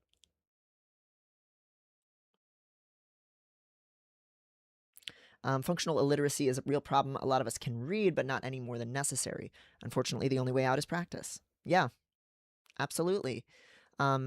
Active reading is a literacy skill that people, it was easy for me, even as an educator, to take for granted that people didn't have it, because I just always was doing it, and I learned in a field where it was really drilled in you that you had to do it. You were given stuff to read that by design you could not understand, because it was trying to, up your ability level. And I think there is a lot of value in that. Keeping scientific papers behind paywalls. Yes, I know. But there are ways. There are webbed sites that can get you past the paywall for science. And I can put some links in the Discord and in the video notes afterward. I'm blanking on the name of the website right now. But there's one really good one. The Anna's Archive of science reporting.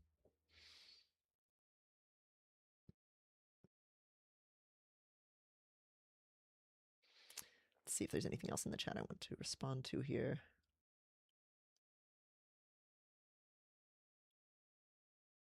Personally, I think this is the responsibility of science communicators, but they ought to work together. Science communications is a really difficult skill, but journalists are not trying. Right now, there is no science communicators. There are people selling content. Like, that's what a science communicator is. It's not really a science communicator. It's a person selling content. You can't trust them. Even with the best of intentions, those intentions don't matter. The financial incentives are, you are selling content. Make it sexy. Find something that people want to read. Package it. Give us the 500th article about whether coffee is good or bad for you, or whatever. What we need is for scientists to actually take it seriously and be trained in communicating what we do to the public. And we need actual science communicators whose job is to kind of be an intermediary in that and understand the science well enough to relate it to people. Unfortunately, none of that is happening. For the most part, academics consider it below them to make their work comprehensible to others. You're looked down on if you do pop science communication. Like what I'm doing right now is seen as very frivolous and stupid, versus writing an article. Even my books are considered very frivolous and stupid compared to publishing scientific articles. Because why am I writing for the public? I'm supposed to be writing for all the other rich assholes in the ivory tower. And that's changing some, but only insofar as being successful at that gets you like prestige and money.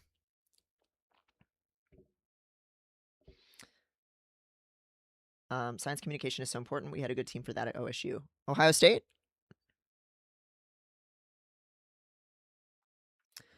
Yes, a lot of times researchers are also against paywalls, so you can contact them and they'll be okay sharing their paper with you. That's a whole other rant. They're not getting paid. Authors of scientific articles do not get paid at all for what they're doing. The journal might charge $1,500 just to read one article. all of that money goes to the publisher. Not 1 cent goes to the author.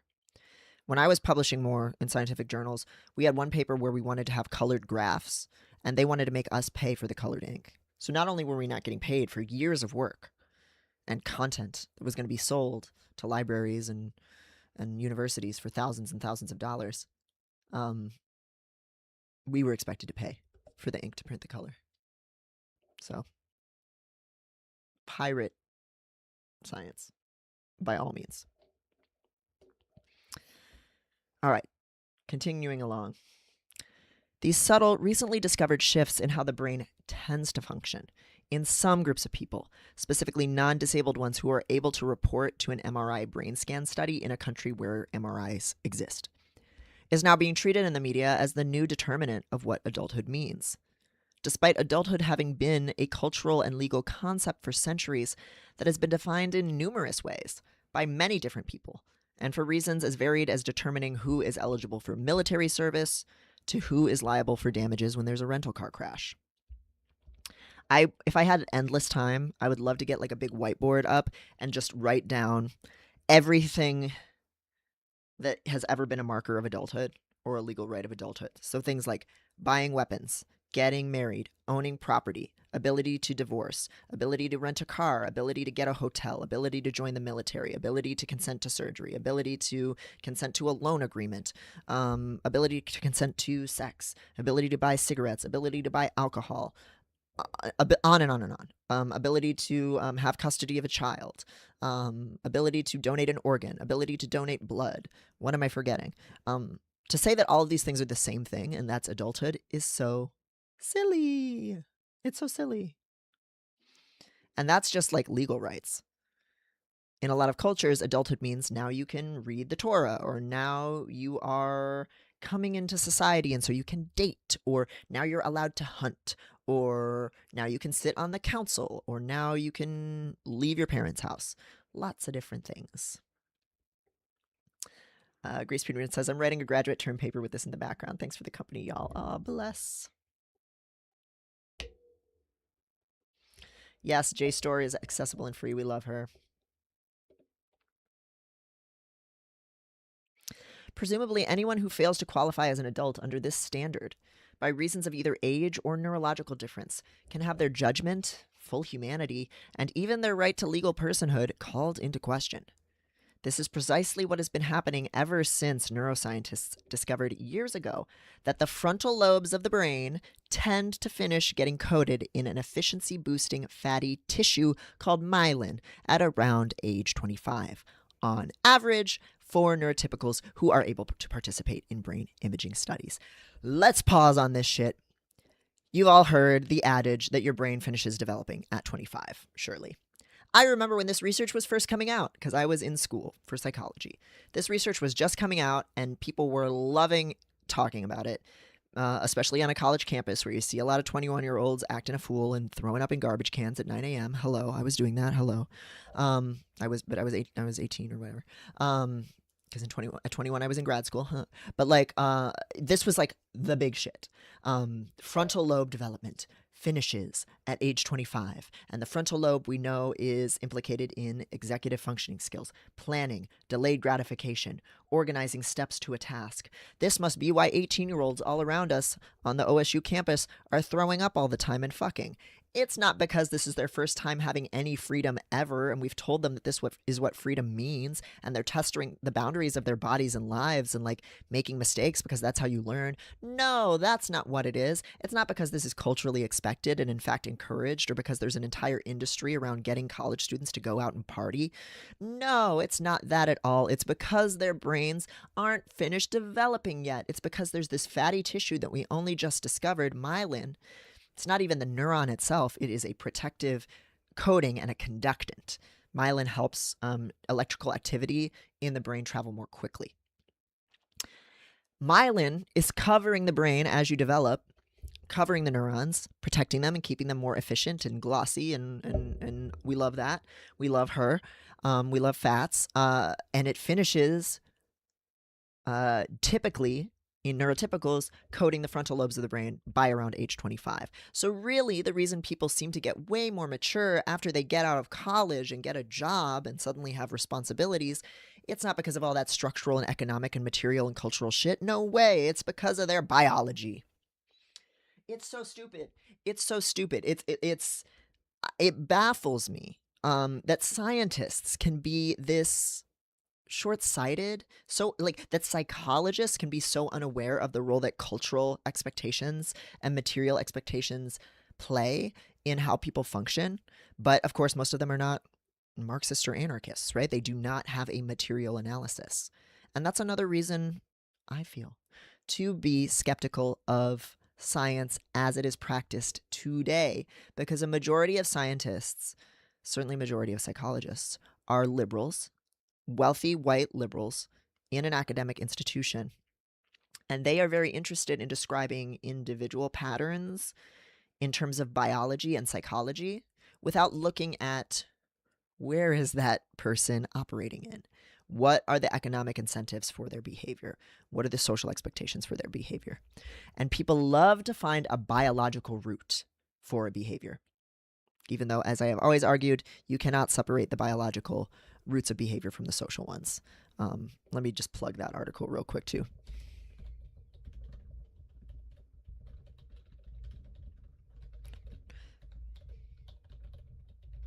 I was working on Alejandro by Lady Gaga for my singing lesson.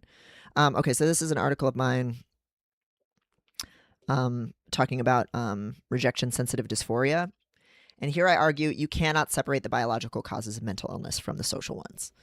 We are always social beings.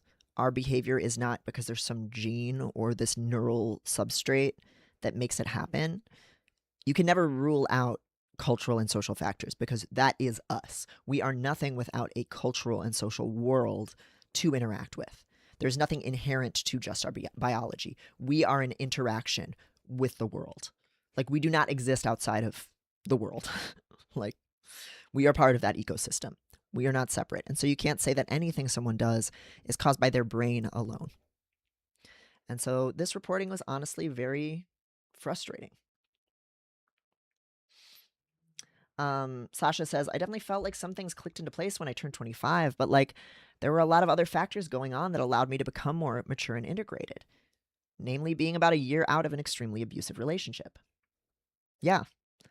And we can even go into just how classist a lot of this thinking is, because a lot of people who are 18 are working jobs, they're raising kids, they're taking care of their family, they're being very mature. The people who are wilding out at 18 are wealthy, predominantly white college students.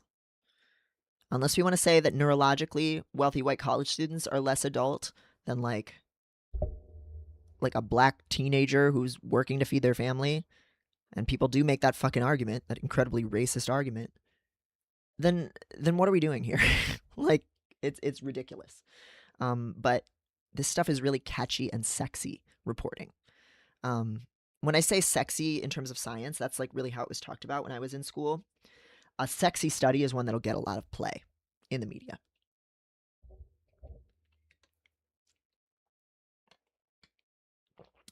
Ula Mui says, honestly, I wonder if the people that made that article had any consideration that it may give eugenics vibes. I think that's unfair. I think it is okay to describe trends in how the brain develops. I don't think anything they've said in this entire paper is eugenicist. I think what they're saying is actually very much anti-eugenicist, because it is saying that there are spectrums of functionality that we all exist on depending on where we are in life, which runs very much against the eugenicist argument that some people are like biologically superior to others. Nothing that they were looking at in this paper is dangerous. I don't think any knowledge is dangerous. Like, as a scientist and as someone who like does not believe in moralizing, I don't think there is any kind of descriptive question that is wrong to ask ever. I think having information is great. The problem is what we do with it, and that reflects our ideologies.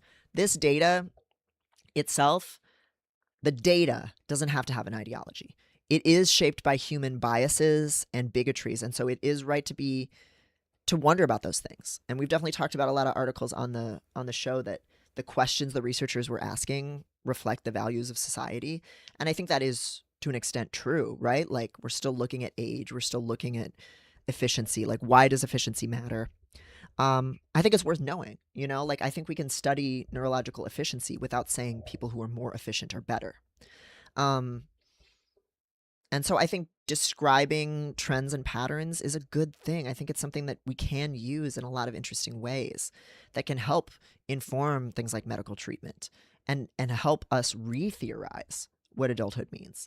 So I don't think it's eugenicist. I don't think descriptive research that has biological components is eugenicist. But I do think if you're going to put out a press release on this stuff, you should know that it's going to be misreported on a lot.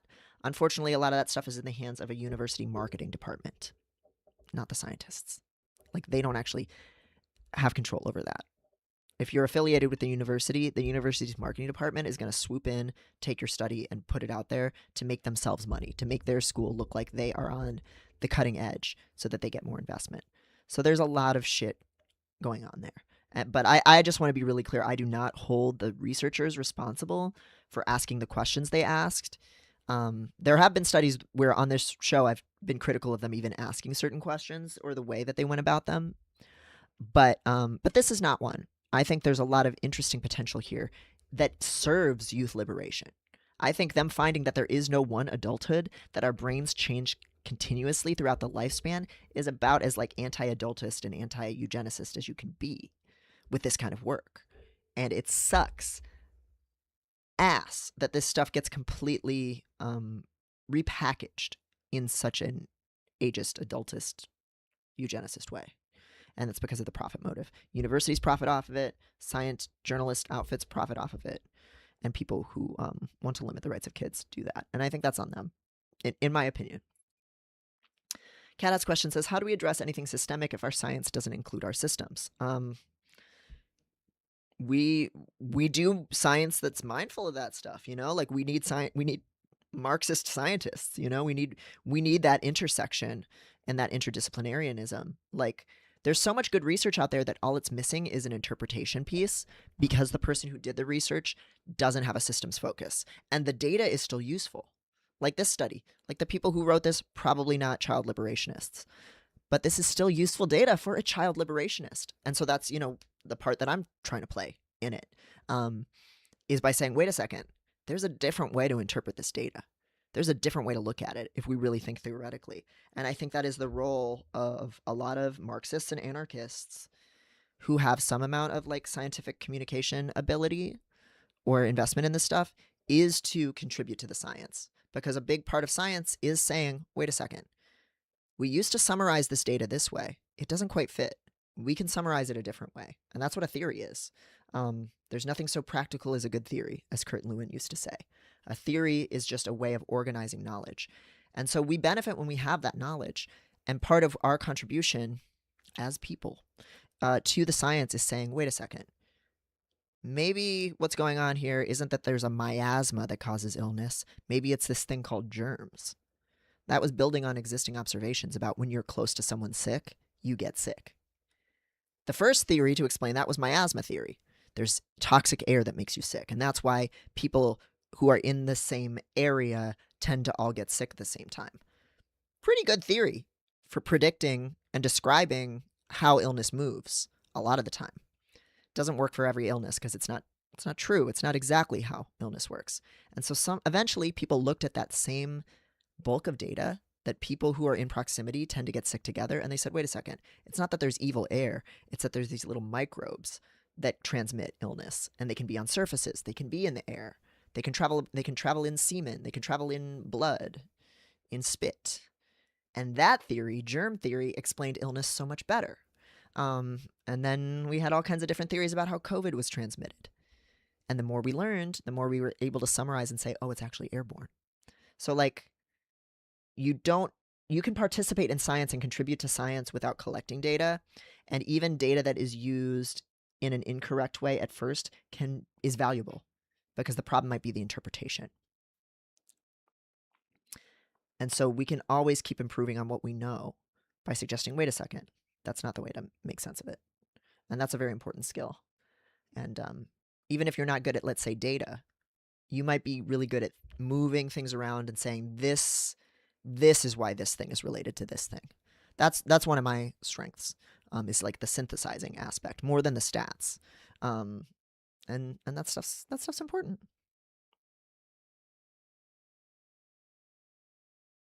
So that's my rant on that subject. Thank you for unlocking that. Prior to the publication of these myelination studies, again in the early 2000s, nobody was claiming that the presence of myelin was a factor that could distinguish a non-adult person from a mature adult. You know, we were not checking people's myelin levels before giving them a fucking driver's license or letting them register for the military or whatever. But learning that there was some physically observable difference between the brains of persons over 25 and those under 25 was a very appealing idea to the public. It jibed with many of our lived experiences of being more foolhardy and impulsive when we were young and didn't have much experience exercising our freedom yet, which was the real reason why we were more foolhardy, because we didn't have experience. And the annoyances we feel when people younger than us hold different priorities than we do. The idea that adulthood begins at 25 also appealed to reactionary groups such as TERFs and religious conservatives, who then used it to argue that nobody should be allowed to medically transition until their brains are finished developing. Today, basically any right-leaning ideological group can reach for the adage that young people's brains are not done developing, as if they care about science. If their goal is to limit who can vote, leave their families of origin, weigh in on the direction society is headed in, have an active sexuality of any kind, or know for certain that they really are queer. This is conservative thinking. Even if a liberal says it, it is conservative thinking. How many times have you heard people say, oh my God, voters are so stupid, you shouldn't be allowed to vote until you're over 25. Or, you know, people are such bad drivers, you shouldn't be allowed to drive until you're over 25. Or any number of other things, like, oh, you shouldn't be able to have kids. That's another really, really eugenicist one that a lot of people say, oh, you're too stupid when you're young to have kids. There's too many stupid people having kids. Really ableist, ageist shit, right? Lots of people who are not, you know, TERFs or alt-right evangelicals say that shit. It is a very conservative attitude in society. Once you have allowed that certain people cannot be trusted to make their own decisions because of how their brains are structured, the ableism in that, right? That is where this is coming from. When we say you're not an adult until you're 25, or you're not an adult until you're 30, what we are saying is you do not deserve to have rights because of how your brain is structured. And once you do that, you open the door to limit any freedoms you dislike. All you have to do is pluck one random developmental trend from a sea of published neuroscientific data and claim that anyone whose brain deviates from that milestone is a neurological child who needs protection from their own autonomy. But as any honest neuroscientist will tell you, the brain never finishes developing. This is like developmental psychology 101, too, by the way. Development never stops. Adulthood is a socially constructed category, not a biologically observable reality. And we all exist at some point along a continuum of development that is highly personal to us. We're all different. And neurodivergent people tend to be even more variable in our developmental courses.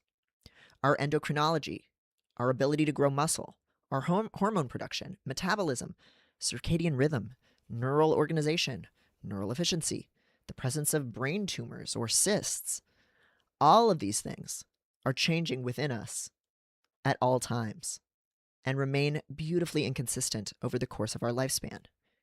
We are not static, and we are all growing more disabled on a long enough timeline. These are just some examples. People's social priorities change, people's energy levels change. It's huge. Our ability to grow muscle peaks at around age 30, and then it goes down. People tend to get physically weaker and have less muscle tone as they get older. And they also tend to gain more body fat. Does that make you less adult? Are people adults at 30 because that's when they reach the peak of muscle development, typically? People enter kind of a second puberty, even if they're not trans, at around 30. Their testosterone levels can change, estrogen levels can change. That's where twink death comes from. People start looking different on average at around that age. Does that make you an adult? What about the people who that doesn't happen? Or as transgenders? Your metabolism slows down as you get older, potentially as an adaptation to the fact that you are not growing as much muscle and you have more body fat. So your energy needs are different. Does that make you less adult? We all know the stereotype that older people wake up earlier. Your sleep-wake cycles change as you get older. There's so many things about us that change.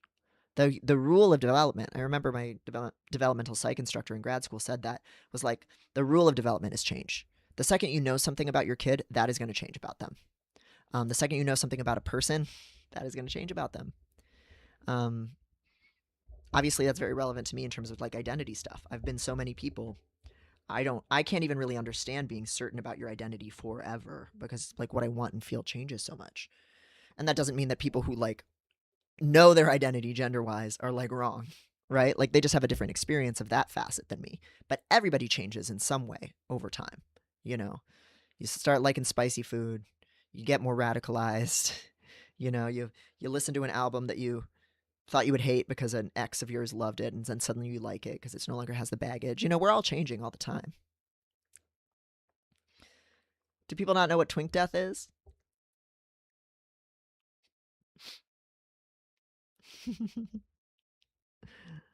Twink death is when you stop looking like a twink and people start calling you daddy instead, and you have a crisis about it. And then two branches in the wood spread before you as your twinkness is dying. You can take estrogen, or you can become like a bear or a daddy. I chose estrogen. Many such cases, but many people choose the bear path. You know, Trent Reznor, twink death. He was a twink, and then he became a muscle guy. I almost wanted to say the redheaded comedian Carrot Top as unfortunately another example. He became muscly.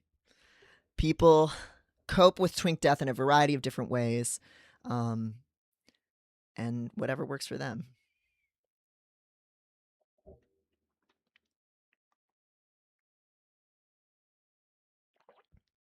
Two paths diverged in the wood. Which way, twink? I chose estrogen. Estrogen and becoming bear. That's so dope. Yes, closet demon. Yes. Beat your own path, god damn it. Beat your own meat, beat your own path. That's twink death. It is obviously there's a lot of like ageist, fat phobic, etc. implications in it. But it is a cultural thing people talk about a lot, and if you are gay, it's good to know. And if twink death is ever going to touch you, you should know, that you can do things with estrogen or lifting weights or both, or something completely different. But that's what that's a reference to. There is no single moment at which we can be said to be at our most adult, not without creating a definition of adulthood that is once completely fleeting and ableist. Is it more adult to think quickly, or to make fewer errors than others? And if so, at what point do we start cutting off large swaths of people from the possibility of ever being a true adult? Not just our elders and our younger comrades, but every single person with a cognitive disability, brain fog, temporary injury, low blood sugar, or who just happens to live on the low end of the bell curve. Why would we say that having an efficient brain at age 30 makes you an adult? There is no non-ableist implication to that. And what's the use in packaging a diverse collection of rights, social responsibilities, and modes of interacting under the single banner of adulthood anyway? Is an adult a person who can operate a vehicle, take on a loan, join the military, understand every possible outcome of having sex or getting a medical procedure. And if you think that you can understand every single one of those things, you're probably lying to yourself. There's always, like, informed consent is very important, but there's always more to know, right? Is an adult someone who has done an estimable deed for their community? I can think of a lot of adults who have never done any of that. And I know a great many people who have taken on immense social responsibility when they were in a state of cognitive disability or while they were children. They raised younger siblings, got drunken parents washed up and headed to work, drove a car full of their family members through a mudslide in the mountains, reported a predator sliding into their inbox, and registered dozens of adults to vote when they weren't allowed to vote themselves. My Appalachian grandma, Jo, I've talked about this many times before, but she learned to drive at age 8. Her parents were both alcoholics. They were living in the mountains. She would go with them to the bar and I believe wait in the car. And then when her parents were drunk and they couldn't get home driving their car through the mountains, at first she would sit on her dad's lap and he would work the gas and the brake and she would steer. As she got older, she was tall enough to reach the gas pedals herself, and so then she would drive them home with them drunk in the back seat. She had to take care of herself and other people and operate a motor vehicle at night in the mountains at age 8. That is maturity, right? That is adult shit. It was foisted on her way too young, but she also did it. So we can't say, it was wrong that she was forced to do it. But we can't say that she didn't do it, that she wasn't competent, because she did it, that she wasn't a full human. And she told me a lot of stories like that and where she was living and how people like her lived at that time. And that was very typical for a lot of people in that area. She was very much a self-made woman. Like, she had to teach herself a lot of shit because they didn't have shit else. And she told me about that stuff too, so that I would have a sense of perspective. And all of that is maturity, and she would tell me stuff like that when I was a kid, and I had all these anxieties about growing up and death and my parents dying, people growing older, and like she was able to kind of walk me through some of those things. Yeah, Jo, Mimi Jo, she was a very special person in my life. She was like the biggest influence on the person I am today, because she would level with me as a kid too. She would talk to me about sex if I had questions. She would talk to me about her next door neighbor who was like intellectually disabled, and like I knew obviously various intellectually disabled people, and I had questions about it and like how to relate to people, and like the fact that they at the time I felt weren't going to grow up. Very relevant to what we're talking about, and anxieties I had about that. She talked to me about the racism that she was taught as a kid and why it was wrong. She taught me about the very complicated racial identity stuff going on in our family, because her dad was not white, though she was like a very light-skinned redhead white person, and like what passing meant and why and all of those things. And she trusted me with that information as a kid because I was curious, and she respected me, and she would talk to me. And she was the first person who really made me feel like I had an intellect that mattered and that I could ask questions. And she was a fiery redheaded Aries, and is the person I take after the most, I think. And a lot of the confidence I had in my own ideas came from her. And I think a lot of my attitudes about respecting children as people and answering their questions came from her. And she had those experiences of having to mature long before her age. And I think it's all wrapped up in that. And so, if an adult is a thing that is at all estimable, 8-year-old Joanne was an adult. And so was, 65 Joanne. Ula Mui says, with this conversation, I always think back on those old pictures of children working in factories, or even still today, children being exploited in manual labor in some countries. That calls to mind for me the He Ain't Heavy, He's My Brother Hiroshima picture. I won't pull it up right now because it has like a dead child in it, but it's a very iconic photograph of like a very small child, very small Japanese child who has his little brother's body strapped on his back. The kid's almost his own size. It might be like a 5-year-old carrying like a 3-year-old. And he was asked, like, you've been carrying this body for miles. Like, isn't it heavy? And he said, he ain't heavy. He's my brother. And there was a song that riffed on that and everything. Like, that just incredible maturity, but it's really humanity. It's awful for a kid to have to shoulder that trauma. And also, that is a thing that human beings have done forever. Like, people are human and they respond to the situations they're in and they do what they have to do and what they can do. And there's so much that children are capable of, so much kindness and compassion and insight. And we shouldn't put responsibilities on them that aren't theirs to carry, but we have to acknowledge that they're capable of a lot more than we think. And it's fucked up.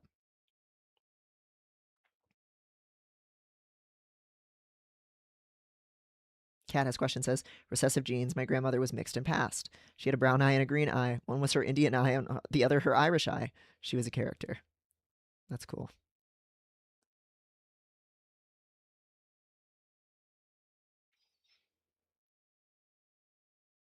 Those were not easy to drive. And you were the engine as well as the operator. Yeah. There's a lot more emotionally and intellectually going on inside of kids than we give them credit for. And we don't protect that part of them. We protect their innocence, meaning their like compliance and vulnerability, but we don't protect their capability and competence. You know what I mean? We don't honor that. And it's really sad. Saying that younger people and those with less typically developed brains are not full humans also limits their potential to grow and adapt to adversity. The stories we have to tell about a person's capabilities matter. When we expect or demand less of a person, or allow less of them, because of age or disability, we also limit what they believe is possible for themselves. I fear that by telling younger people that they could not possibly follow the intricacies of a student loan agreement or cope with any acknowledgement of sex because they are too young or too underdeveloped to fathom it, we are encouraging in them a helplessness and an easiness to overwhelm that will only continue to keep them isolated, dependent, and reactive against any challenges that they face for a very long time. Here is my article that really kicked off for me this discussion of the subject, Interact with Minors. It's on Substack from April 1st of this year. I'm really like happy with this one and like talking about this stuff.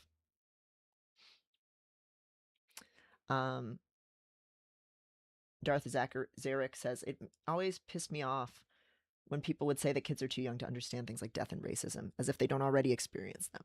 Yeah, when people say kids are too young to learn about racism, what they mean is they don't want white kids to have to think about it, because black kids have to think about it every fucking day.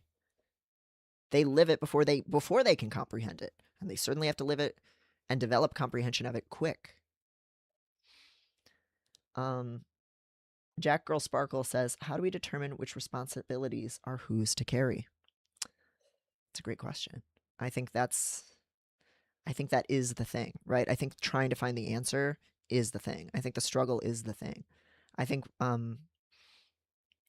asking ourselves first, what can I do? As an anarchist, that's my answer. What can I do for other people? What do I feel called to do? Instead of, because we get so reliant on authority, we think the government can define who's an adult, or our school, or our family. And we offload, we give so much of that power away. We have that power taken away from us, but then psychologically, we develop like a mentality that buys into that, and we also give that power away. We don't even think of ourselves as being able to come up with the answers to these questions. We just say, oh, 18 is when you're an adult. If you're not 18, you're not a person. Fuck you. That's so much easier than saying, what do I owe to the young people around me? Like, do I owe them answers to their questions? Do I owe them support? If they're in a bad situation and a parent is mistreating them, what can I do? I think that's the question. I don't know. For me, that's more actionable. What can I do? Because we're always, because of how our society is structured, speaking as a white person in the US, right? People are always saying, somebody needs to do something. Society needs to take care of this. But we're society. We are the community. So I think that's how I like to think about it. It's like, what can I do for people? What can I be responsible for right now? What should I be? And I don't know that answer for you. You know, as an anarchist, I really don't like telling people what they should do. As a pretentious fucker, I do, but I don't think I should actually. You know, like I like writing my little essays, but I want people to make of it what they will. You know, for the most part.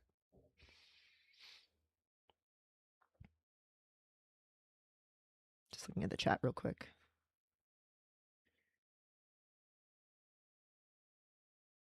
Slime Mage says, I work at a boarding school and employ student workers. I work very hard to make it clear to them that they have expertise and are making critical contributions intellectually. Yeah, I think there is, because you don't want to parentify, right? You don't want to put responsibilities on kids that they shouldn't have. But I think kind of emphasizing strengths and empowerment is a really important thing. To tell people from a young age, that's a great question. You can figure it out. Let me help you figure it out. Look at what you did. I learned from you. Thank you for doing this thing. You have an important role to play. And I do think there is an element of responsibility. I think, again, white people, white wealthy people, and middle class people, we think children should have no responsibilities whatsoever. And I think the rest of the world doesn't feel that way. And I think recognizing you have some degree of responsibility to the people around you to treat them well and to think about them is a good lesson for kids to have. And that's not the same thing as, you know, you need to take care of your drug addicted parent who's neglecting you. That's not fair. But I think it is fair to say you need to think about how your actions will affect your siblings or your neighbors, and think about, do you have something you can give to the people around you who are in need? Like, I think those are good things to model. I think it makes people better. You know, I think people want to be responsible too, you know? It's good to be a respectful and nice adult figure in kids' lives because a lot of them don't have that and depend on their biological families, so they can't escape. Yeah. Yeah.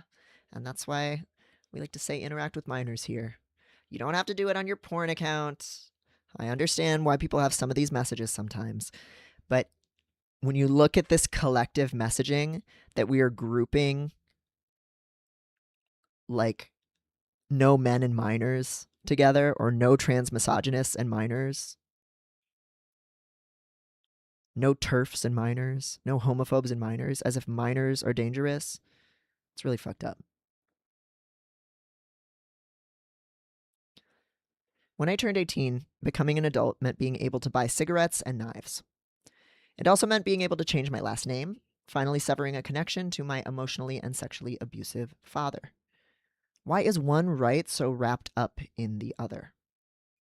I don't want to catch some little kid in a knife fight either, but Jesus, is that a reason to keep the kid from stepping out on a person who molests them? Do we think that a person who is more neurologically connected and efficient gets the right to decide how another person lives, what they eat, how they worship, and how their body gets touched? I find it profoundly troubling that so many science reporters seem to be in search of a standard by which personhood can be more narrowly defined, and by how eager the public is to believe that any remotely young person is a neurologically incomplete human, a seed pod for the more reasonable, more self-controlled, mentally swift adult they might become. This is a reference to the comic Penny and Aggie. I talked about this in the Miners piece too, but Penny says she's facing a series of choices. She's like 16 years old, and she's going to run away from home potentially. And she says, and she's talking to her future selves, who are saying, if you go this way, you're going to be this kind of person, and if you go this way, you're going to turn into this kind of person. And they're kind of arguing for her to make a certain choice. And she says, I'm no one's seed pod. I am not a person in the making. I am a person now. And that always stayed with me.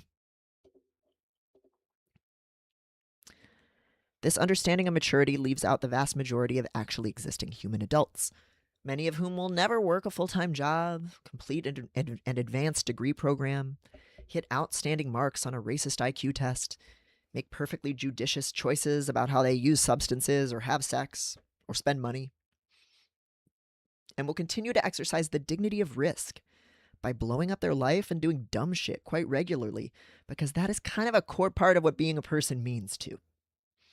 The dignity of risk. This is a really important concept in disability justice. It's really important for the rights of people with intellectual disabilities. The idea is that if you are a human being with autonomy, that means you get to make mistakes. Your freedom, your right to freedom can't be judged on perfection, because that is not the standard that we hold anyone else to.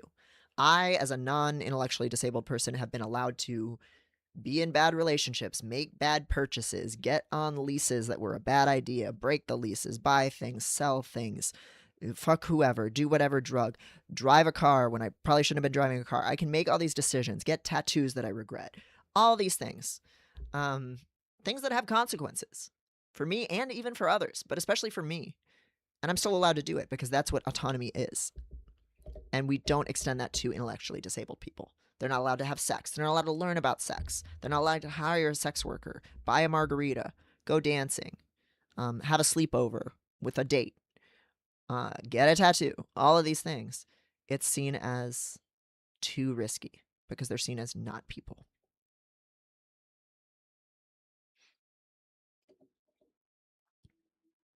Why are we all so eager to say that the mess and regret of humanity doesn't count? Why is an adult only a person who makes the right decisions, according to us?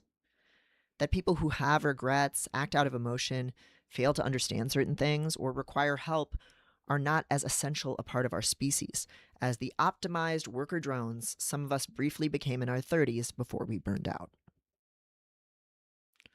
Adulthood seems to be a sacred and yet fragile feeling kingdom to many people who will harshly defend its borders. But when all that means is imposing limits on how much a person gets to participate in public life and how much control they have or don't have over what happens to their body based on their neuroanatomy, what good is the concept of adulthood anyway? As Trilicon says in the chat, we are a kid and we are people. Why do we think only adults are people? That's what I keep coming back to, right? Like, that is the thing that gets really uncomfortable to talk about, because if we are on board with all of these ideas, why does freedom only come to people who turn 18? And how could we do things in a different way?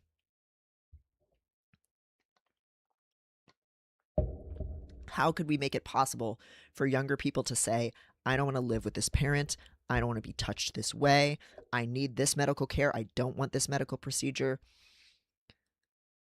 I want to have a say in how the world functions? Like, when are we going to get to the point where children are able to do those things?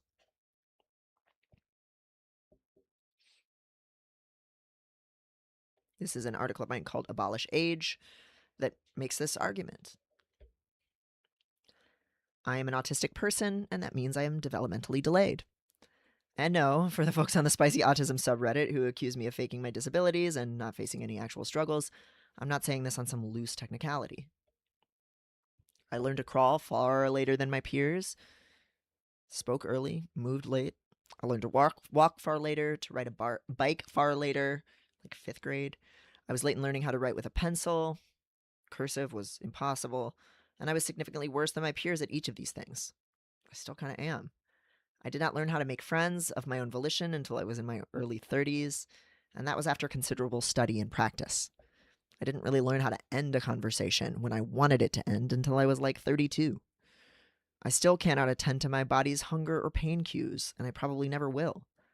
I do not know how to regulate my overwhelm when faced with a large volume of information, and instead I shut down or freak out or check out. I don't know how to learn socially, like from a class or when I'm being coached, like that social interaction of learning. I'm too burdened by the cognitive load of masking and interpreting the huge quantities of social information coming my way for me to relax and process things and internalize them. Functionally speaking, there's a lot of cooking and cleaning I can't do, even if in theory, if I had no other burdens placed upon me and had somebody to model it and then disappear so I could mimic them in private, I probably could do it. I don't stand right, I don't breathe correctly, I can't drive, and I should not ever be permitted to drive, even though I do want to get a driver's license again. I really shouldn't. I am so visibly unaware of my surroundings that loved ones frequently have to pull me out of traffic or keep me from plummeting down the stairs.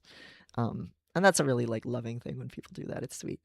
I can't get to the post office. I can't wake up early. Can't be around people all day. I also can't be alone all day. And I was also that teenager who was registering voters at age 16 at the mall with my little clipboard, who taught my younger sister how to speak when I was 4. My name was her first word, and I taught her a lot of words. And who correctly identified that I was being parentified and victimized by covert incest long before I'd ever read those words. You know, at 16, I knew I couldn't talk to my dad anymore. I wasn't allowed to legally entrench that until I was 18. But at 16, I knew I needed to do that. The younger me, who was at once so able and disabled, would have benefited from being seen as the competent driving force of its own life that it was. It also would have appreciated getting to control its life and body the way that adults do. And also, typo, despite the handful of abilities I've invested my life into leveling up, I am not a capable adult. My visible lack of ability has always gotten me labeled as childish. I connect more readily with disabled people of all ages and with younger people than I do non-disabled people who have been on the planet as long as me. Especially like non-disabled, neurotypical, like professionals or whatever. All my life I have been punished for how much I differ from the adult standard. And so I have very little interest in defending the steep walls of adulthood. It is a kingdom to which I will never belong. I would like to encourage people, as I often do, to remain skeptical of scientific reporting in the mainstream press, particularly as it relates to neuroscience. Just because a paper has a brain scan in it does not mean it's telling you something useful about human beings and how they actually live and feel. Here's another recent article. In my research roundup series, there is no evidence that AI causes brain damage, not yet anyway. Check this shit out, please. It's under my research roundup tab. Actually, is this article in the brief? Let me check. Let me edit this really quick and make sure the tag has research roundup in it because I want it to be on that tab. Oh, I hope it is. Settings. Okay, it is. Yay. Good job. Past me. Way to go.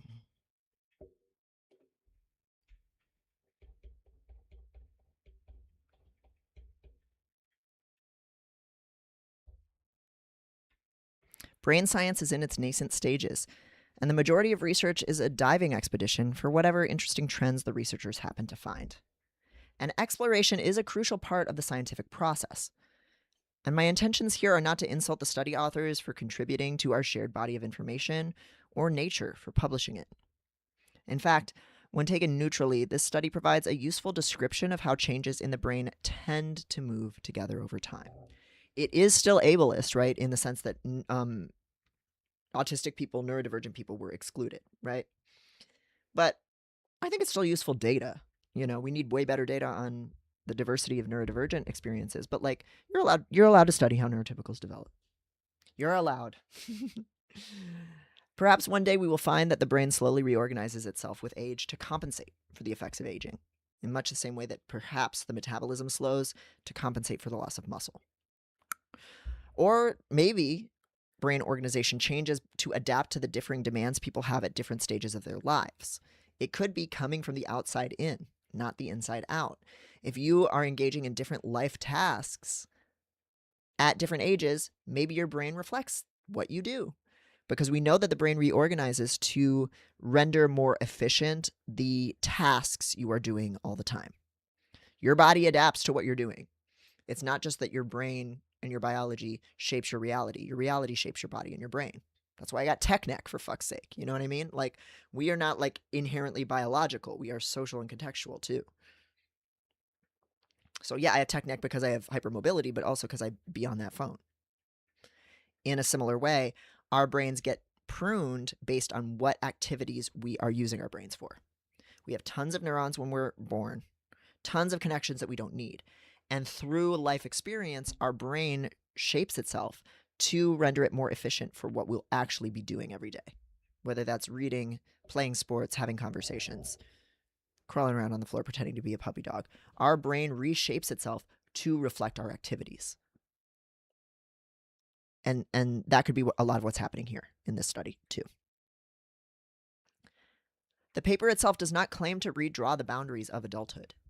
It only suggests that we can look at groups of developmental changes as eras, perhaps even encouraging us to abolish binary adulthood as a concept entirely, which is what I would like to see. Abolish age, abolish adulthood. Talk instead about behavior, needs, life stage, but in a less linear way. My quarrel is only with how findings like these get interpreted and spread, and the ideologies these interpretations serve. Science is not apolitical, because human beings are the ones that do it. The questions that we ask, the data that we collect, and how we choose to measure it, the language we assign to bursts of electrical activity and sinewy strands behind the skull, what we do with what we find, that is all made up by us, and it reflects the bigotries of our age. The hatred of children and disabled people are some of the most foundational bigotries out there, and we see it constantly in the search for the fabled adult brain. You might as well go casting about for neurological proof of sanity. And, well, damn, far too many people still believe that a subjective judgment like sane could be seen on a magnetic resonant imaging scan, too. So that's the piece. Thank you, everyone, for reading it and for participating in this convo. It's such a important subject to me, and I'm so happy to see people receive it well because it is controversial. I'm really happy to see people who are interested in youth lib and questioning these things and aren't reacting immediately out of discomfort. That I'm really happy about. Let's see what we got in the chat, if there's anything else to touch on. Male Valence, hello, said, when I was a child, I felt like an adult. Now I don't feel like a child, but I don't feel as competent or self-actualized as I would like. Yeah. Yeah, I think when you're a kid, you know you have these abilities that nobody's recognizing or allowing for. And then when you're an adult, you have all these responsibilities that you're not able to hold yourself. It's that support, freedom duality. You get one or the other. You get support or you get freedom. You don't get both. And so as a kid, you don't get enough freedom or agency. And as an adult, you don't get enough help. And so like you go from feeling like you're way mature for your age to feeling like you're a kid in a suit. No, you did not miss King Tears. That's our little dessert, baby. Thank you, Finished Nails.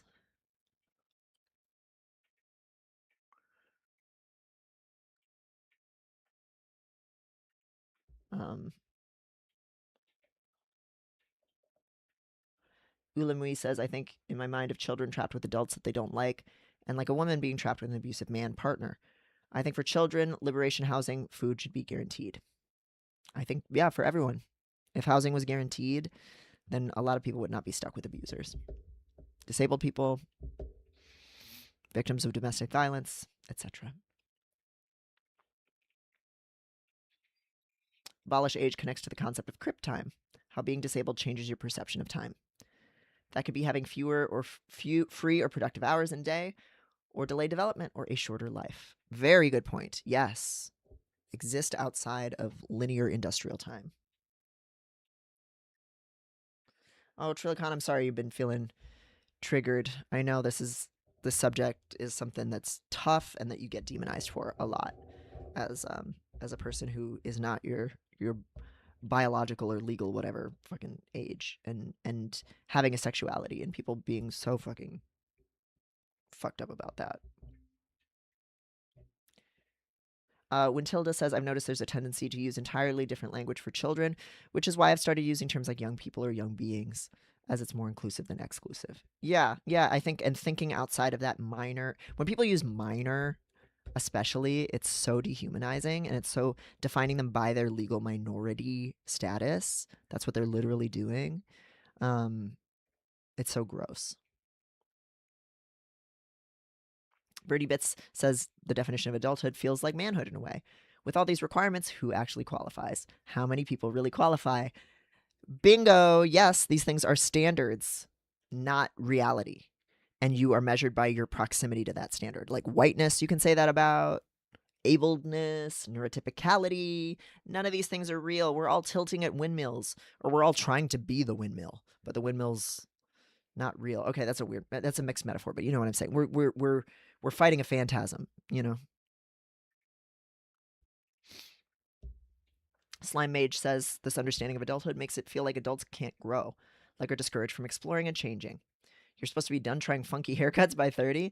Oh my god, how many people have parents who you've just seen them like kind of give up on something because they think they're too old? Like if they get and there's research on this that like older people, let's say they struggle with a piece of technology, the research finds that if they tell themselves they are struggling with the technology because they are old, they are less resilient and more likely to give up. And then they don't learn the skill. Whereas if they tell themselves, I can't learn this technology yet because I don't understand it, or some other much more like localized explanation, situational explanation, then they can learn it. And we all do that. We all tell ourselves stories that we are too old to do something, and then we give up. And it kills your ability. So we do it on both ends. We do it to kids, telling them they're too young to know how to do something and deny them agency, and then we do it to ourselves as we get older and say, "Oh, I'm too old to change." And it's not necessary. And it's very damaging. It literally robs you of agency when you tell yourself that.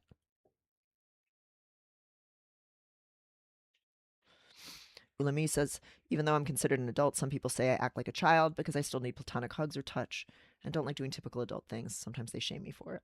Yeah, it's fucked up.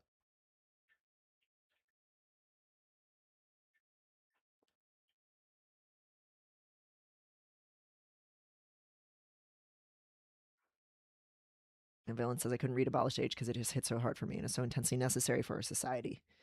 I hope to feel okay enough to read it at some point. Yeah, this stuff, like there's like grief in it. Stuff about how like the world could be a different way.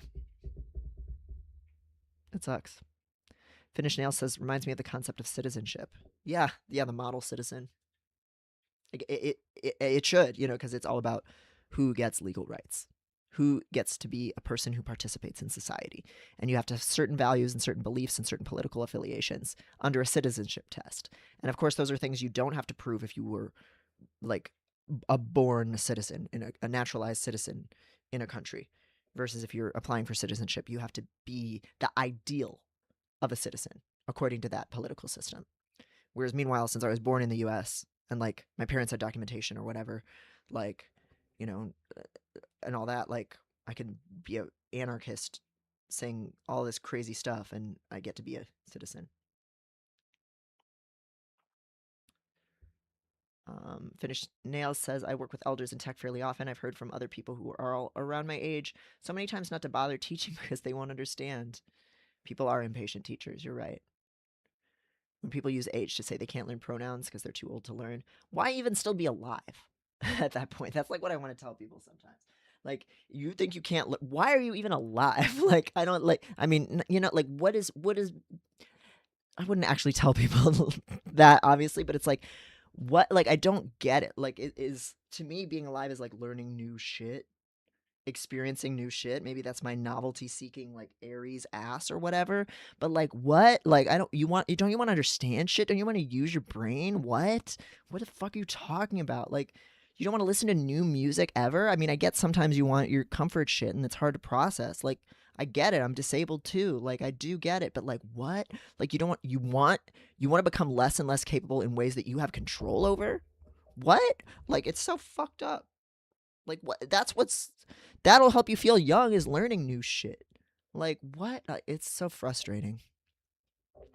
Maddie says I won't expand on them because spoilers, but I'm thinking about Lace Silksong. Oh, I wonder. You'll have to tell me when we chat later because I don't care about spoiler. I'm not playing that game. It's too hard for me. I'm too old to learn how to play Silksong. Like I guess we all have those things where like it's like, oh, I'm too old to learn. But like I would have said that about singing a year ago, maybe. I would have been like, oh my god, people are wonderful singers because they started so young. It's too late for me. And it's like, no, it's not. You can get better. And I have. And it's also this very like ableist thing of like you have to be the best at something to even bother. And it's like, no, you don't. It is very enriching to get better at a thing if you can do it or to learn things. That stuff's good. Thank you, Birdie Bits. Really appreciate the piece. I really enjoyed writing this one. I love talking about bad science and child liberation. It really gets me going. It gets my pee hot. It's more that I don't have energy to learn than it has anything to do with your age. Yep. And that's true. Oh, Valence, I didn't perform at any concerts. I did chorus practice every week, and then I didn't do the concerts because of Furfest. I did the tree lighting ceremony, like 2 weeks before. And it was a shit show, but and it was fun, but it was a shit show. Like one of our song cues was just totally fucked. But no, I didn't actually do the concerts because I did not want to miss Furfest. I was fucking on acid and shit. Maddie knows. Ula Mui says, since you have an anarchist perspective, how do you think anarchism connects or doesn't connect with responsibility for caring for other people? I think I kind of already explained this, but to just like make it explicit, the whole idea behind anarchism for me is that the state should not exist. There is no authority structure that should determine how society should function. That we as individuals have the power, and as the communities we build autonomously to make those decisions. Autonomy and responsibility that we choose to take on is the alternative to a police state. These things go like key into lock for me. They are indelibly linked. Anarchism is the idea of you don't need other people and like powerful structures and like a military or a state to tell you what to do. You can do it. You can build it. The people around you can build it. We take care of us. We can figure this out. We don't need to have it forced on us. That is anarchism to me. We build those structures, and if we rely on one another in those ways, if we step up for one another in these ways, we don't need a military. We don't need a state. We don't need capitalism to figure out how resources get distributed. We can do it. So that's the deal. Mavelyn said, sorry if looking up your choir website is too parasocial. No, that's okay. I couldn't remember if I had said it or not. Sing and make art that you're not expert at. It's good for your soul. Fuck yeah. Fuck yeah. Participate at your level. That's sweet. Yeah, I mean, I saw chorus as like free singing practice. 3 hours of free singing practice every week on top of my lesson. And I really want to do the summer like festival circuit, like street festivals, more than like Christmas songs anyway. I had fun though, you know. I learned a lot of Dolly Parton songs that I did not know. So that was cool. Oh yeah, the YouTube app will filter some of the messages. Yeah, I think people think anarchism is fuck off, do whatever you want forever. And, you know, I used to be a libertarian, so I get the appeal of that. But part of what do whatever you want forever is nobody else should be able to control what you do. And you can trust yourself. You can trust your neighbor. It's a very optimistic ideology. It's kind of sometimes called an anti-ideology because it doesn't have necessarily moral precepts. It says you get to decide. You know, so that's what I believe, and I believe there's a really strong track record of that throughout history and throughout indigenous ways of living and anarchist societies, which are not always necessarily the same thing, but have things in common. People take care of one another. People can make decisions for themselves, and they can change what those decisions are. And what's right for me isn't necessarily what's right for you, and that's okay. You know, there's a lot of different ways to live, and if we had the freedom of movement and the freedom to change how we lived and structured ourselves whenever we wanted, then we could do a lot of good. There are aspects of anarchism I find challenging. Like, it does seem like a lot of people want to submit to authority, and not only because they're horny, but because it gives them a structure to lean on. But I don't know. I think there are ways to build that into anarchism if people were knowingly and ongoingly consenting, and they could leave at any time. Kat says, my vocabulary has expanded so much today. I am full stim studying and juggling cups of tea and coffee like a proper beverage goblin. Felt like shit this morning. Y'all, I love you. Thank you. Thanks for being here. Yeah, violence capitalism is so ridiculously bad at this and rewards selfishness. So I feel like any other way of organizing society is going to be better. Yeah, even just to start, like, does that mean there won't be horrible things that happen? Of course not. Like, and maybe I'm too equivocal for some people, but like, there's already a huge amount of violence and oppression and unfairness in this world. And if we get rid of the cops, if we get rid of a nation state, if we get rid of capitalism, yeah, there's no guarantee that bad shit's never going to happen. And part of anarchism is giving people freedom, again, dignity of risk, to say that it's better to have that freedom than to have a certain violence. Because what we have under nation states and colonialism is a certain violence rather than the freedom to decide a lot of things for ourselves.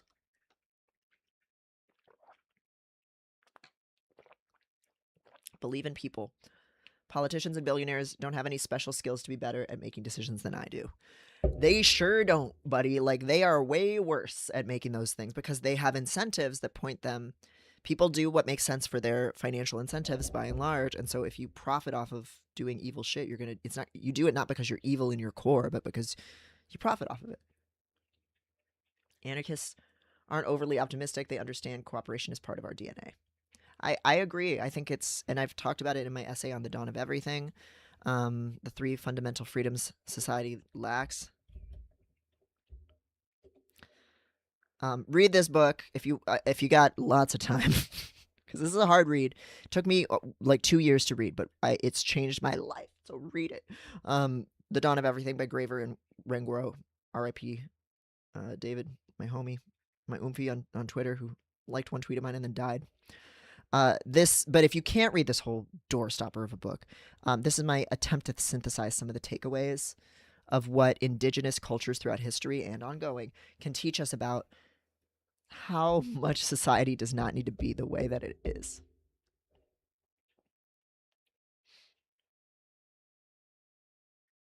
This has been my first time joining one of your streams, and I'm enjoying it a lot. Thanks you for being here, Jack Girl Sparkle. Let me give you a link to the Piscord. If you're liking this conversation and you're liking the people here, you might want to join the Piscord. The Piscord is a Discord server that people use to chat about all kinds of stuff. Spoony, like illness, chronic illness stuff, healthcare, self-advocacy. People share pictures of outfits. They get on voice calls and hang out together. I try to not be like the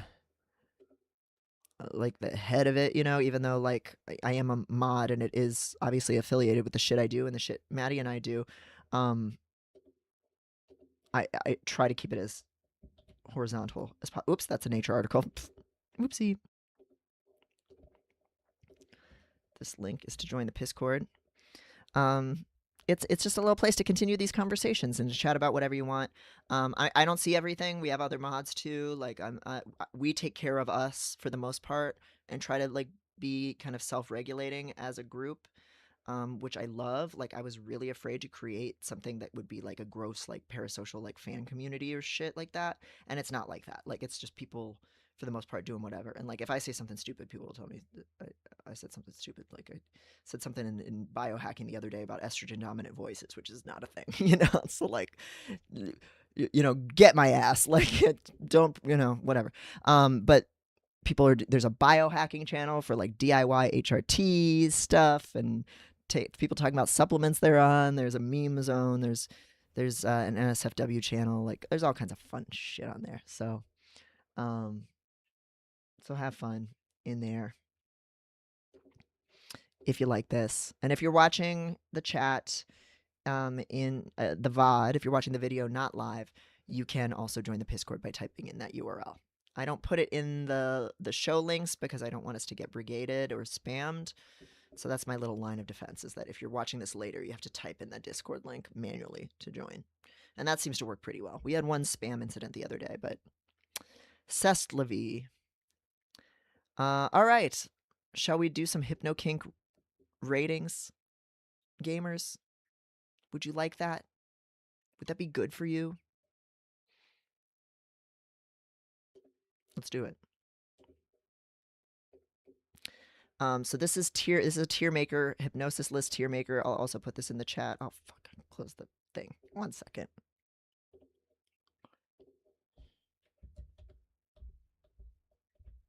Put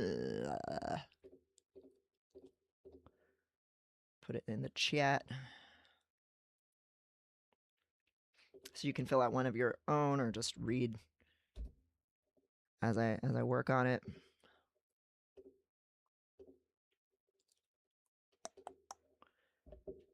Hypno taboo.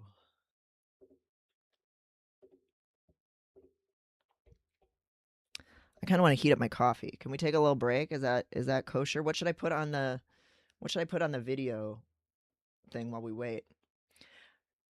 Or while y'all wait for me? I need something that's not going to set off copyright strike. Maybe another Chris Fleming? I don't know. What's another Chris Fleming bit that we haven't played? God. The Bill Burr thing. Yo, don't worry. I'll define all of them. Okay, y'all are going to watch him talk about the snacks at Trader Joe's that only women can see. Is that cool? Is that a good one? Just a hypno swirl? God, it's too horny. It's too horny. Maybe I'll do my dad and my soccer coach. I'll just do this one because it's a song, but it won't get copyright striked. All right, I'll be right back, everybody.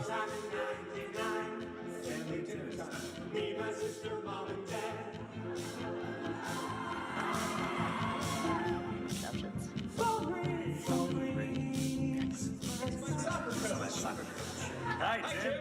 Hi, Jim. Chris won't be having any practice on Tuesday. No practice Tuesday, Chris. Okay, I could hear him through the phone, but thanks. Okay, Tim. Okay. Sounds good. All right, take care. Okay, love you, bye. Joe, do you know what you can say? I said bye, Tim. No, Joe, you said bye. What? No, you didn't. Jesus. Mary. Jesus, Joe!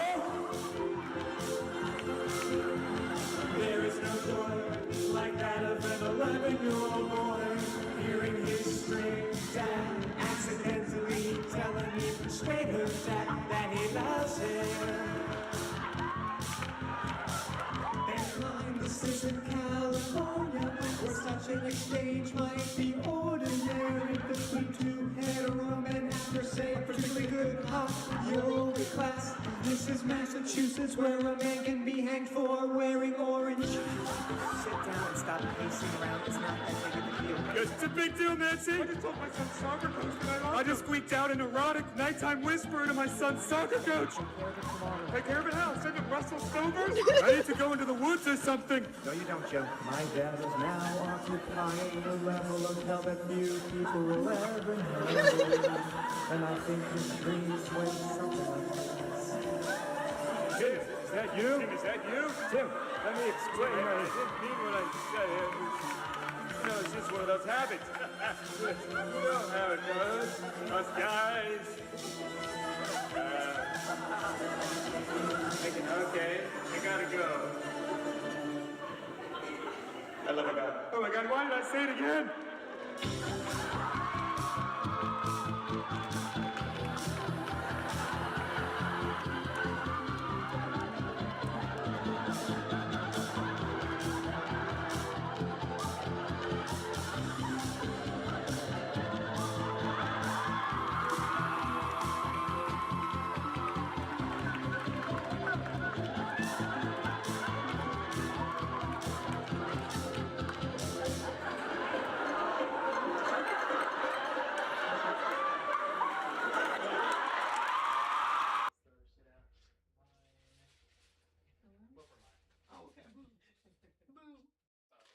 It's okay.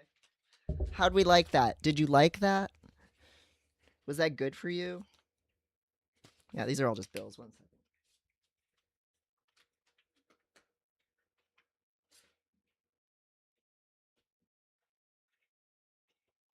My roommate got me a pastry.